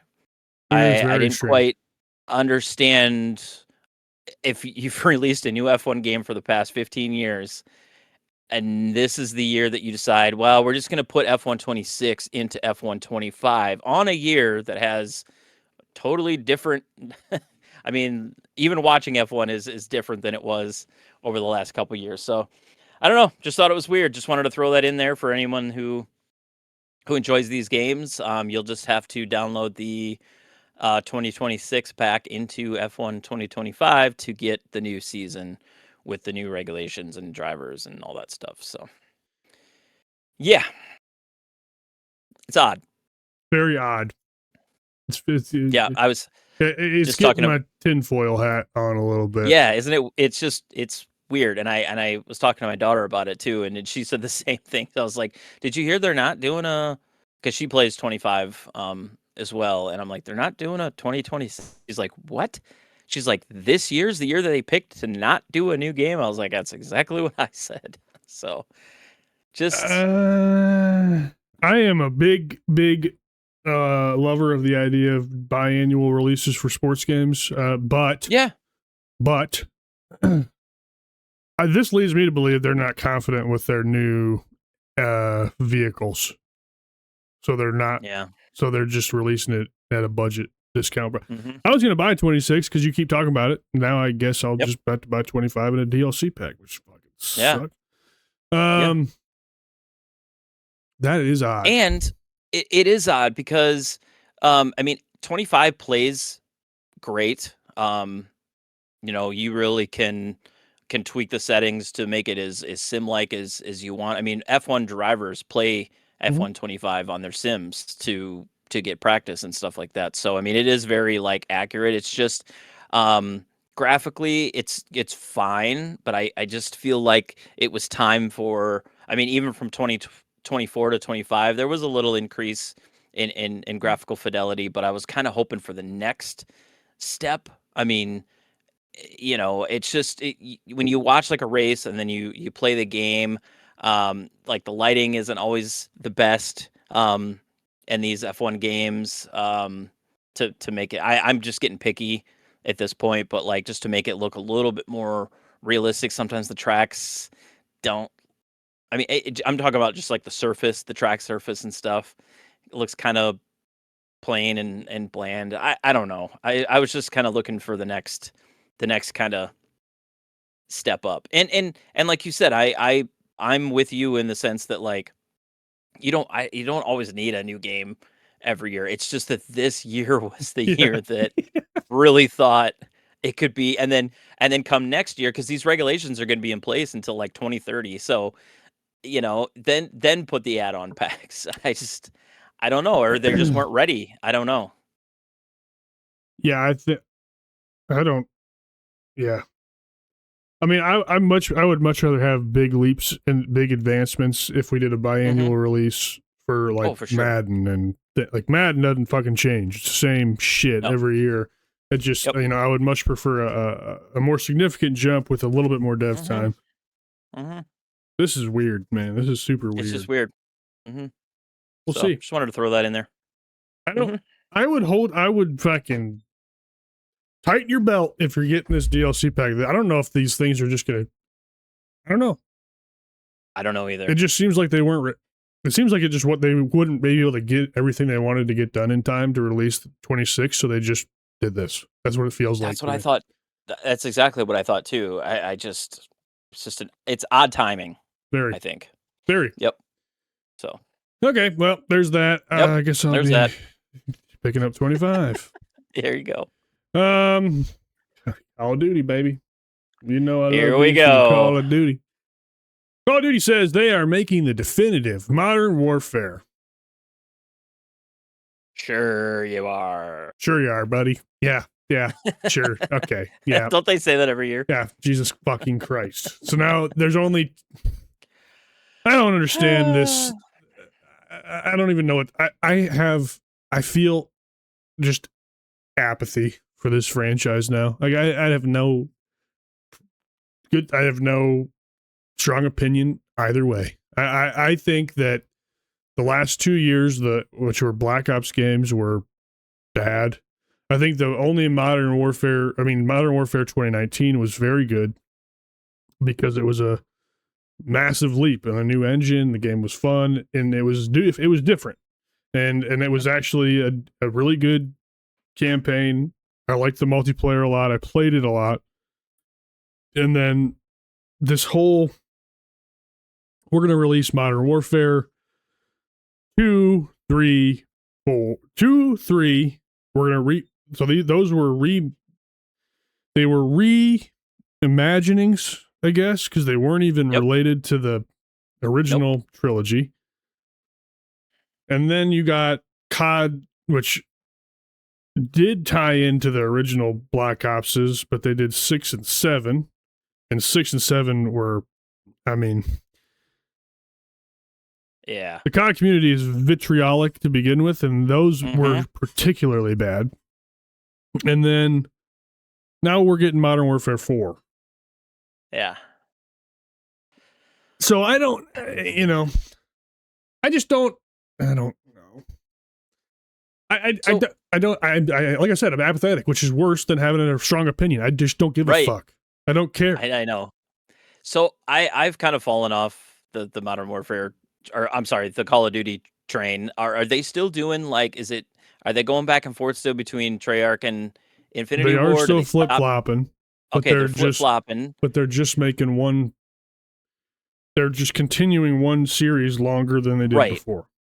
Okay, so this is Infinity Ward's next Call of Duty game. Correct. So it's almost like, in a way, they're kind of like, even this article says, like, we are Infinity Ward. We built visceral, immersive combat experiences that hit different than what Treyarch does. It's almost like they're like, this is the Call of Duty that you're going to want to, have. So I don't know. It's just, this is all weird. I don't know what this franchise can do to get me back. I really don't. I don't give two farts about the fucking Battle Royale mode. I don't give two shits about it. I could not be bothered anywhere. I love COD multiplayer. I love 5v5 matches. That shit is where I thrive. That's the best. That is how COD is played to me. I don't give a fuck about the Battle Royale. And I like the stories. I enjoy the campaigns of these games. Yeah, the campaigns have been great. No, the last 2 years they were fucking abysmal. Oh, no, Black Ops 6 and 7 were horrendous. Right. I just meant I didn't even play those. Like they had been great. Yeah. They're popcorn flicks. They're fun popcorn flicks. And there was some really memorable missions in COD 2019. There was some really fun stuff they did in that game. And then it's all gone to shit because I actually played that one. Yeah. I don't even know what the thought process is. It's just they basically put those missions in the Battle Royale map and it just didn't work. Yes. It just did not fucking work. And then I don't even know what to say. That's okay. COD needs help bad. Really, really bad. And I don't think Modern Warfare 4 is correct. And listen, COD online is still very popular. People still like COD. So if anybody's listening to this, I'm sure we're going to get comments about, this is the way we want it to be, whatever. But sure. For me, I don't know what they're going to do to get me back. It is worth mentioning as well. No longer on Game Pass, remember.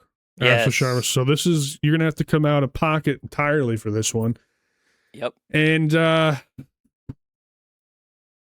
it'll still sell, but this franchise is in the shitter. So it's going to be interesting to see what sales look like. I mean, they'll start releasing trailers soon, and then I'm sure people are going to shit their pants, and it's all going to be a thing. And it's probably going to be the same game they've recycled every year since 2019. Yep. But most likely. The game may make its full debut during Game 1 of the NBA Finals on June 4th. So I guess we'll take okay, there you go. Yay. Y'all can keep it. All right. I mean, I'm ready for another COD. I will say, I played a little bit of 7. That was on Game Pass. That game fucking sucked. That's what you said. Anyway, it'll never be like I the good old always days. It'll never be like going. No, and going back a few years when I actually played this, I did kind of usually feel like the Infinity Ward ones were a little bit better, or I enjoyed them I agree. more. So this could be something that's a little bit more akin to those, and maybe it's still probably not going to get me back, but maybe it's just enough that it's like, all right, this is kind of like what we're used to with the good Call of Duty games. But I don't know. I don't know. They made. I just don't care anymore. They made 2019. They also made 20. Well, no, yeah, they made 2019. They made Modern Warfare 2, which was assisted by Treyarch. Yep. They worked on 23 with Sledgehammer. Oh, that's right. And they also worked on 6 and 7 with Treyarch and Raven. Okay. Well, then I don't know. So I guess their last game that they headed was 2019. 2019. Yep. Yeah. I don't know. We'll see. I don't understand. Fuck it. We'll see. I don't know. Yep. This game needs a big win. This franchise needs a big win, and I'm not sure this is the direction. I mean, I heard the people online saying they wanted Ghost 2. I was like, who the fuck wants Ghost? Nobody wants Ghost 2. Ghost 2 sucked. Ghost was... I did not hear that. Ghost was the worst fucking COD they have ever made. And I saw on Facebook, well, it's just Facebook. Nothing on Facebook is true. Yeah, but they're like, people are clamoring for Ghost 2. No, they're not. I can promise you that no one is looking at wanting Ghost 2. They fucking piece of shit. Anyway, moving on from there. Sega's teasing the new Crazy Taxi with first social media post in 7 years. I like this. I saw this article you put in. I was like, sweet. Dude, I'm kind of pumped. Crazy. Except you can't see shit. No, it's like a taxi logo. Turn the taxi logo. I am so ready for Crazy Taxi to come back, dude. I love the original couple games. Crazy Taxi. Yeah. And I hope they just stick with the original formula and just give me some arcade goofy taxi going around the map doing these fares really quickly and no, they don't try to overcomplicate it. Just reboot it, give me some good graphics, give me the game that I love back.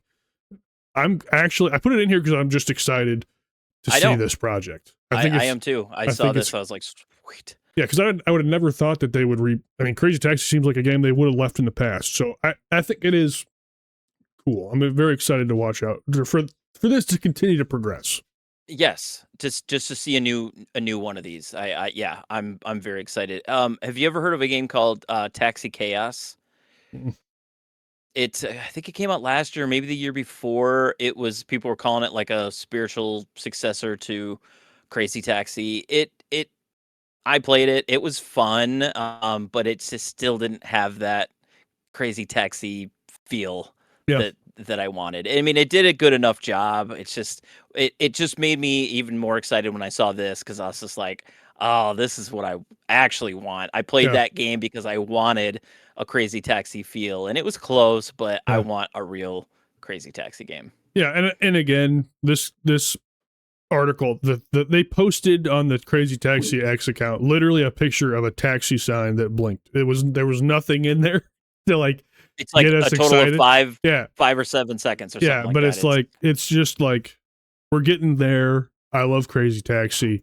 I'm just excited for more, even though we didn't really get shit here. I will say, I mean, we have had some younger people watching the podcast from our analytics lately, so Crazy Taxi is an arcade game, pretty much. It's a point-based game where you're driving and doing these fares. You go to a circle, you pick up a fare, you drive as fast as you can to the drop-off location, you drop them off, and by doing that, you increase your timer to continue kind of rolling through the stages. So that's kind of what we are wanting. So keep in mind, if you're thinking this is going to be like something compared to Forza Horizon, it's nothing like that. No, hopefully not. They don't go fucking weird with it. Yeah.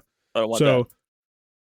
That's what we're talking about there. Anyways, Crazy Taxi. Yep. I just thought that was fun to talk about. God damn, I stacked this fucking thing again, didn't I? You did. Returnal director founds new game studio to develop a new single-player IP. So, I didn't really know about this, but I'm happy that I read it, given my stance on Soros. Harry Kruger. Oh, Jesus. Harry Kruger, director of 2021's PS5 exclusive Returnal, has announced the formation of a new game studio in Finland, and I believe they are going by Cosmic Division. He said, I'm incredibly grateful to Housemarque for our shared journey, which has shaped the foundations for our new studio. We are proud of what we achieved, but we're not standing still. At Cosmic Division, we're building on our strengths while finding a new edge through fresh themes, ideas, and talents. We believe there is always room for games built on timeless values that trust the player and leave a lasting impact. This is all PR bullshit. But what I will say is that this makes me excited because I liked Returnal a whole hell of a lot. I don't know what happened narratively to Soros, but this could give me what I want. I'm assuming they're probably going to stick. I mean, the Returnal DNA is bullet hells. Specifically, as of late, third-person bullet hells. So this might give us a new one. On top of that, Cosmic Division might not just get released to PS5. So we might actually see this genre that is PS5 locked branch out. Other than that, though, this is just the announcement of a new foundation of a studio. We're not going to see this game for fucking 4 years. Yeah. So... Anyways, that's just something I put in because I want to keep my eye on the studio. Very excited that there's going to potentially be more in this genre that I find to be very enjoyable. Good stuff. Cool. Good stuff. Okay, ripping that. Sorry. Did you see this? Just after you posted it. So, Unreal Engine 6 was revealed. And the first game to take advantage of this new engine is Rocket League. They showed this off at the Rocket League competitive event, and I don't know what they're doing. So I don't either. The whole point of the whole thing that's weird is Unreal Engine 5 is one of the most finicky, kinky ass, like, or kinky? Not kinky's probably not the right word. That's kinky. That's a little weird. I think I know what you're trying to say. It's got a lot of problems. Unreal Engine 5 is still very difficult to optimize. There's a lot of engine bugs that you will notice with that engine. And they're announcing 6, and it seems like it seems like 5 was just announced like 3 years ago. Yes, so it has not been that long. Yeah, so I don't know if they just plan on scrapping 5 because it's a fucking piece of shit and moving on to 6 and just acting like 5 never occurred, or what exactly is going on here. But they did show at this event a trailer for Rocket League running on Unreal Engine 6. It looks very nice. Sure. But why Rocket League? Yeah. Well, I don't know why Rocket League. I don't know why we're getting this instead of optimizing 5. I don't know, man. It's a weird one. Yeah. Bobo here on X says, go ahead. Go ahead. No, you go ahead. Bobo says, everyone plays Rocket League on graphics settings on low. Who cares about UE6? I don't even know if I'll be able to play it on a computer. Yeah. I don't. Yeah. It's going to be. But isn't that kind of what they do? I mean, when they make big enough changes, they move on to the next iteration. So, Unreal 5, now Unreal 6. I mean, or like when you were like, are they just scrapping 5? I mean, isn't that kind of the natural progress, or how do they normally? Sure. No, I think that's the natural progress, but it's hard to trust it when 5 is so unstable. You know what I'm saying? So yes, and I think this is really early. Like it seems like it's very early. It seems that way, but I guess we are. I guess slowly creeping towards new consoles. And shit, but and how fast shit moves. I mean, I guess it's just how things are now. I guess. I don't know. And you would think that they've listened. I'm sure they've heard time and time again how finicky UE5 is. Yeah. I mean, and maybe that's part of this. Just like, all right, this is now UE6. It's gonna run better. It's gonna be easier to use. I mean, they've barely said anything yet, but I'm just hoping that that's if this is the next progression that they've cleaned up a lot of that stuff. Yeah, I mean, a lot of the problems with 5, I mean, Rocket League is running on UE3 still. Yes. So it's going to be a massive upgrade, but the problems that UE5 had would kill Rocket League. Yeah. Like the micro stuttering issue and all that shit. Oh, God, it needs to run as smooth. I mean, people are competitive as fuck with this game. So yeah, and it's all very pixel perfect type of gameplay. Yes. So, you know, I guess. Which is probably why they've never moved out of UE5 or UE3. No, that's 100% why. And that's probably why they're using it as a use case for 6 because they're going to get it. Okay. I guess because they're going to get it stable, but. Sure. Eesh, I don't know. I don't know either. I read also like they announced UE5 like 2 to 3 years early, so this might be 2 to 3 years out. I don't know. We'll see. Either way, it's just weird. It seems early. It's just weird. Yeah. Yep. Moving on to Xbox. Let's move on to Xbox.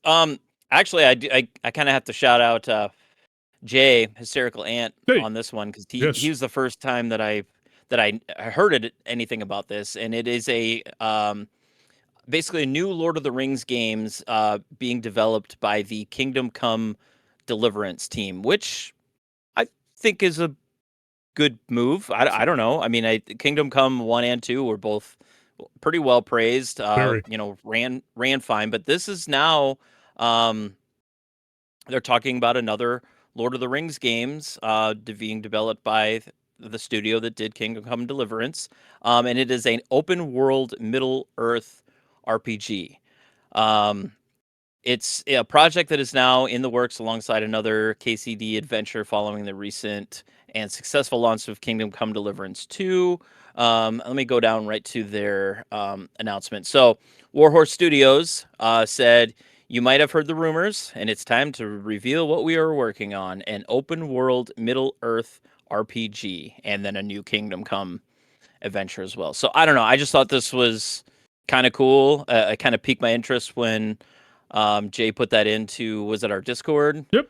Go to the Discord, motherfuckers. Interesting. So yeah. And putting it into the Discord is what piqued my interest on this and made me find this article and talk about it. And you made a comment about, are they bringing back the Nemesis system, which they can't do? I thought that was hilarious. Yeah. I was like, God, we can only wish, but dude, that'd be sick. Oh, dude, it'd be so cool. It's interesting. I mean, with the closure of Monolith that made Shadow of War and Shadow of Mordor. Yep. That IP became available again, and you can't argue that Warhorse doesn't deserve a shot at this because Kingdom Come is very successful. I mean, the first one was very niche. The second one exploded. So yeah, big time. Going into this, I would say I would expect this to be much, much, much different than the Shadow of games. This is going to be a much slower paced game. It's going to be more reminiscent of Bethesda. Yep.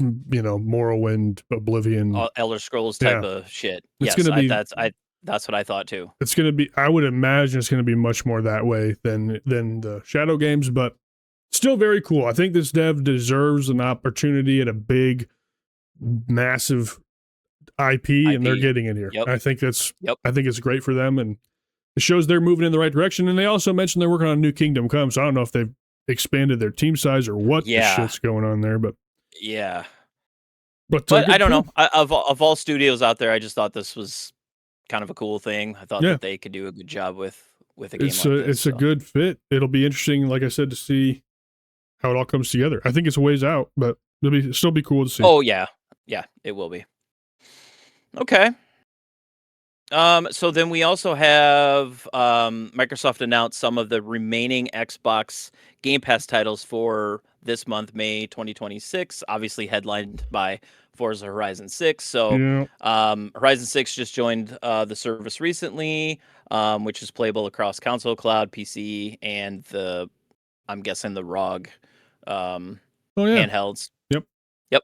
So that'll be cool. So they have a quote here. They said there's an absolute wealth of racing, exploring, and collecting to do here, and that's before the inevitable live service updates start rolling out soon for Horizon 6. But they did also want to showcase some of the other games that are coming to Game Pass.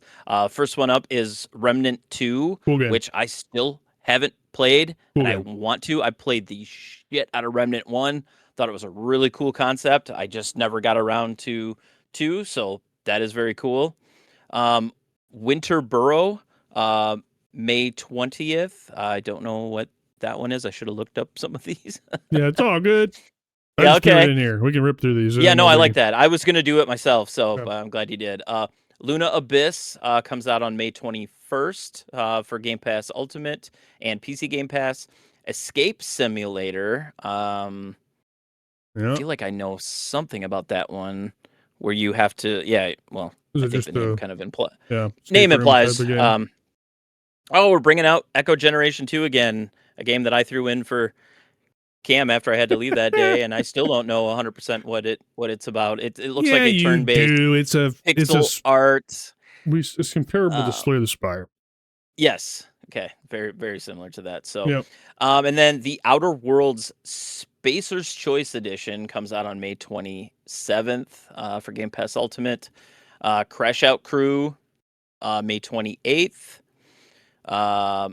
Kabuto Park, no idea, May 28th. Yep. Final Fantasy 6. Is that just another... That's pixel. Yep, pixel remaster ones. Yep. Okay, pixel remaster one. That's what I thought. Jurassic World Evolution 3. Okay, so now they're getting into like June. So that was the end of May there for Final Fantasy 6, and then June 2nd, Jurassic World Evolution 3 is available on Game Pass. So that's not your type of game. Those sound interesting. They'll be on Game Pass for you. Yep. Bada bing, bada boom, baby. Love that for you guys on the Xbox. Or on PC with a working set of RAM sticks, unlike mine. Is that how that works? Yeah, weird. Piece of shit. All these pre-builts are being built with absolute junk parts because I can't play all these games on my 6-year-old laptop. Probably not. Maybe though. I mean, you might have functioning RAM, unlike me. Anyway, Jesus Christ. Moving on to PlayStation. State of Play coming June 2nd, which is next Tuesday. As of the recording of this video, we'll showcase Wolverine finally. It's about time we get some info on fucking Wolverine. Next game from, obviously, Insomniac, who made Spider-Man, and, well, it says here Ratchet and Clank. We haven't seen... Well, yeah, no, we just had Rift Apart a couple of years ago. Yeah, so never mind. I guess that's still relevant. So, yeah, I'm very excited to see this. They're going for a much more gory, dark vibe, which is cool. I'm very happy. Very cool. I was very worried that they were going to go PG like they did with Spider-Man, but they are going all the fucking way, and I'm pumped about that. And it makes more sense to have it their first mature game be Wolverine. I mean, he's got freaking claws that come out of his hands, so he's going to be able to, like, chop limbs off and shit. I can't wait. I need to get through Spider-Man 2, though, before that comes out, just because I still... You know what? Why didn't I do that? Why didn't I start that game? I don't know. I don't know either. Either way, very excited. If I picked up a PS5, like, let's just say today, oh, dude, I'd have so much shit to play. I still want to play the Horizon games. I still want to play the Spider-Man games. There's just so much shit on there. That the Spider-Man games fucking rule. I know. They rule. The first so one fun. fucking rules. Yes. So hard. That's such a good game. It's one of the funnest, it's a great collectathon too. Like, you want to get all the suits and shit. It's just a really cool, very well designed game. It's also possible that Marvel Token Fighting Souls will be featured at this showcase, as it's set to release 4 days after the State of Play. So I would love nothing more than to see some more Phantom Blade Zero here as well. This could be an absolute gore-filled state of play, and I can't wait. So I will probably forget that this is coming out on the 2nd of June and not cover it, but hopefully I'll remember and I'll cover it, or we'll cover it, or whatever it may be. Tuesdays are whatever happens. Not the greatest days for us letter carriers, but no, we'll try. Unfortunately. That's it for that. Let's move on to everyone's favorite time as I misclick everything. Here we go. It's Nintendo time. Hello. All right. So on to Nintendo. The first one I got here is that Unreal Engine. We just talked about Unreal Engine 6, but Unreal Engine 5.8 cracks Nintendo Switch 2's biggest bottleneck with new Lumen mode hitting 60 FPS on handhelds. So I'm going to do a little bit of reading because you kind of just have to know the details of what I'm talking about here. So over the past few months, Epic has been hard at work addressing the performance issues seen on previous versions of Unreal Engine 5, which we just talked about. Wow. And the work is far from complete. So Unreal Engine 5.8, whose preview version was released a few days ago, continues to prioritize performance advancements, moving megalights into full production and testing a new Lumen mode that sounds extremely promising on paper, targeting 60 FPS on all gaming systems, handhelds including. So Lumen supports medium quality global illumination using irradiance fields with probe occlusion. That is a mouthful. Yeah. That's what reads the Lumen medium quality official description on the public roadmap for version 5.8. It's twice as fast as Lumen high quality, which targets 60 FPS on PS5, while maintaining the art direction for games that rely on global illumination. This path is the new default for current gen handheld consoles, where it can be used at 60 FPS and is supported on PC as well. So it does go a lot more into like the mesh terrain type of stuff for the architecture. There's procedural generation improvements, procedural vegetation enhancements. So it just I saw this and I was like, okay, this sounds cool for the Switch 2, because that is one of the things that they usually drop down when trying to make these ports. Is you see these 60 FPS games on the other systems, bumps it down to 30, possibly 40, 45 when it comes over to the Switch 2. So it sounds like with these improvements, you're just going to get a more well-performing game on Switch 2. So that's putting it very dumbly. No, I need to dumb if you down. want to read this article, that shit made any sense to me. It's just things that you just take it like there's things that they're doing to improve the performance with Unreal Engine on the Switch 2. Yep. So and then in 2 years, they're going to release Unreal Engine 6, targeting 120 on Switch 2. Yep. And it's going to run like shit. Yep. And then we have to start all the way over. Yep. I'm just kidding. So, anyways, no, that's very cool. Glad they're still working on it, baby. They're still trying, man. None of these people seem to be giving up on working on the Switch 2, which, I mean, they shouldn't anyway, because it's a pretty fast selling console that a lot of gamers are on. So. I saw a little article. They're trying to sell 20 million copies next year. Yeah, I saw that too. Oof. Yeah, I love that. So, hopefully it works. Hopefully they do. I love that. Hopefully it's not all just talk. All right. Next up, we got that there. I know we don't love to cover rumors and speculations, but there is a rumor that a new Nintendo Direct is happening by mid-June. So according to Giant Bomb's Jeff Grubb, a Nintendo Direct will air by the middle of June. In other words, if true, a presentation should be expected sometime within the next few weeks. And that's just saying like a teaser, like, hey, we are actually doing this. Stay tuned. It'll come out when it comes out. So,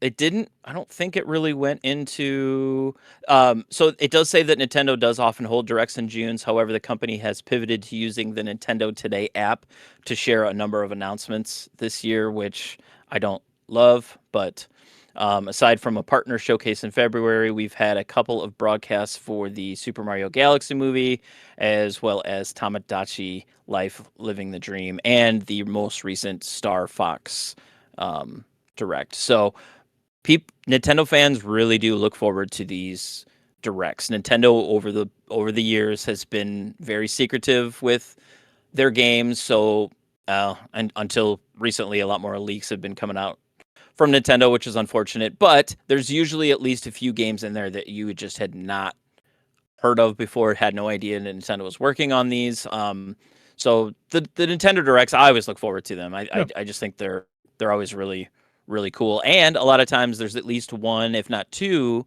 games during these directs that they shadow drop the game that same day. Mm-hmm. So it's always a cool thing. So absolutely, if it's true, awesome. If not, oh well. Just wanted to throw that in there. Yeah, I think it's time again to come back. It's definitely time.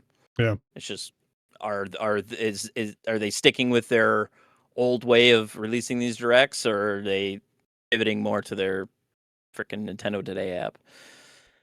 So I don't know. I think they've heard the feedback, man. I think a lot. I mean, I use the Nintendo Today app, but I think overall Nintendo fans just would like to keep it the way that it has been. Yeah, it's more exciting than just getting a pop-up. It is more exciting. This is coming out. Yes. Okay, cool. Yes. And everyone can talk about it at the same time, and not everyone uses this Nintendo Today app, and then you just kind of hear little inklings like, "Oh, if you haven't opened up your Nintendo Today app, you probably should. There's something in there." It's not the same. No, it doesn't have the same hype level. No, does not for sure. Yeah, you already know what I'm trying to see. Could be there. I'm hoping. Possible. Yep. Maybe. All right. That's that's it for the news. That's going to be a show, I think, this week. We didn't have, we had community comments. We already shouted out everybody. There wasn't really anything to address in direct. So, yeah, I suppose this week I'm going back to the grind at some point, most likely. So yeah, less gaming time. He's going to be on my level now, guys, where he doesn't have 24 hours a day to play video games. He's going to be tired after he gets home from work. No, it's been like 2-hour sessions and nap time. I've been taking naps like a fucking boss. I'm the nap king of the world. Yes. Which is not good when I'm gonna be crashing hard middle of the day. I did want to, if you'll indulge me for a second, I did want to shout out 2 other little games that I've been playing over the last week or so. The first one is an older one. It's called The Final Station. It is a very pixel art game where in the future the world is collapsing and you are a train conductor, and your job on Earth when it was normal was just driving these trains around for people, but you've kind of been retasked with kind of help find survivors along the rail system that you had previously worked on. So you drive this train and you have to maintain like the pressure in the train. You have to maintain the like the shocks and stuff. It's pretty simple. It's basically just a bar, and you have to just move things up and down to keep the ride going well. Because as you get more and more survivors on this train, you got to make sure that they stay comfortable. You have to make sure that they're fed. You may pick up a survivor that's bleeding, and you have to make sure to monitor them, give them health packs and stuff. And then you park at these stations, and you get out, and it's all 2D. Looks just like a 2D side-scrolling game, but you go into these, you'll park the train and you'll get out and you've got a pistol, and you'll go into these like stations, you'll go into these underground environments, and you can't see what's behind the door until you open it. So you might like slowly open a door and just kind of peek in, and it's like just a normal room. There might be a couple collectibles and stuff in there, and then you might open the next room, and all of a sudden you've got these creatures that basically, whatever happened to this world, these humans, a certain population of humans have been infected, and they basically turned into zombies. You got to take them out, and you're just basically just gathering up supplies, survivors, and you put them into your train and move on to the next station. And some stations you may drop survivors off, like this is where I need to be, so you might just drop a couple off there and then move on to the next one. So I'm a few hours into that. It's been pretty fun so far. Pretty basic in its look and its gameplay. The other one that I've been playing a little bit of is called Golf Club Wasteland. It is so in the again in the future, the Earth becomes uninhabitable. Everyone has moved to Mars.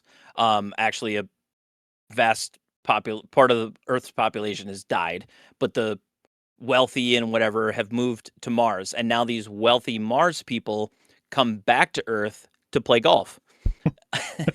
It's ridiculous. Yeah. But it is like, it's really well done. Nice. Graphically, it's great. It's a side-scrolling golf game. So like, you have your ball, you have your club, and you just hold the button, and it shows kind of where the ball is going to go. But the fun part about it is you're golfing through like ruins of like skyscrapers and parks and all this stuff, and you have to like literally hit the ball, break a window to then hit a wall to drop down, and so it's kind of a puzzle game in a sense, but you're golfing. But there's a whole like story going on in the background, and there's actually another game that I want to pick up that's the sequel to this, but it's not a golf game. It's called The Cub, and oh god, it's so hard to even describe what's going on in here. But in that game, it's more of like a 2D Metroidvania, but you see this little cub character in Golf Club Wasteland running around. You may hit a ball and watch the ball kind of go to its destination, and then you'll see this little character like run across the bottom, look up from the weeds, and then duck back down. So this whole time you're like, what the fuck is this little dude that's running around? Well, that's the dude you play as in the follow-up to this called The Cub. And I guess the story just moves seamlessly into the new game, even though it's a totally different type of game. I don't know. It's weird. Maybe I'll cover it more in depth, but that sounds really cool. Yeah. Indie games, it's interesting. Man, they can do what they want. Yep, that's they're big time indie. Yep. Love that. Yeah. So I don't think I have anything else. I don't know. We'll see. Jason's got to talk Forza Horizon 6 soon. I will. Get us up to date on that. Other than I don't think anything's coming out PS3 except for PS3. PS5 except I don't think anything's coming out for PS3 either. No, I think they might be done with that console now. 007's coming out. I don't know if that's a day one for me. Mm-hmm. I don't know if it's a day one for me or not, to be honest. I don't know if it is for me either, but I plan on checking it out at some point. Yeah. We'll see. We're gonna keep talking games, old, new, and absolutely, man. Pinball, for fuck's sakes. Yep. So I'm trying not to just control our entire YouTube channel with pinball content, but that pinball we do have a new series called Pinball Archives. We're talking about pinball tables and their history and place in pinball. So if you want that sort of stuff, check it out on the YouTube channel. That's it. I don't got nothing else. Go ahead. Yeah, and regardless of like what happens, going further, I would just you're gonna see more content from Cam. Like I'm just telling you that right now. You already probably have. I like to throw shorts in here and there, but I just don't have the same, time. I love doing the podcast. That's kind of that's gonna be my main, contributions, and then I'll just throw out little things, here and there along the way until I get more time, a better setup where I really feel like I can sit and make some videos and stuff. But just bear with us. We will continue to grow. Yeah. Yeah. We're just doing everything we can to grow at this point, and we can only do what we can do, and that's the way that it is. So. Yep. Yep. If this was like self-sufficient and I didn't have to work a 9 to 5, you'd see a lot more. But maybe someday. Yeah. Hopefully someday. Maybe someday. But yeah, we're just gonna keep pumping. I mean, like I said, it's just I think our show is really good. I think we have a really fun show. It's just about getting people. The show in. is great. It's just about getting people in. So I'm doing everything I can. And so is Jason. It's just to have different time levels and constraints. So Anywho's, let's do it all. Let's wrap it the show instead of circling like we have the last few episodes. Thanks so much for watching. I appreciate every single one of you guys. Consider liking, subscribing, joining whatever the fuck it is. The link in the description for our Discord. Be there or be square, as they said in 2001. Check us out there. We will talk to you later, and we'll be back next week. Back next week with a new episode. Stay tuned, guys. Yes. Take care. Talk to you later. Love you.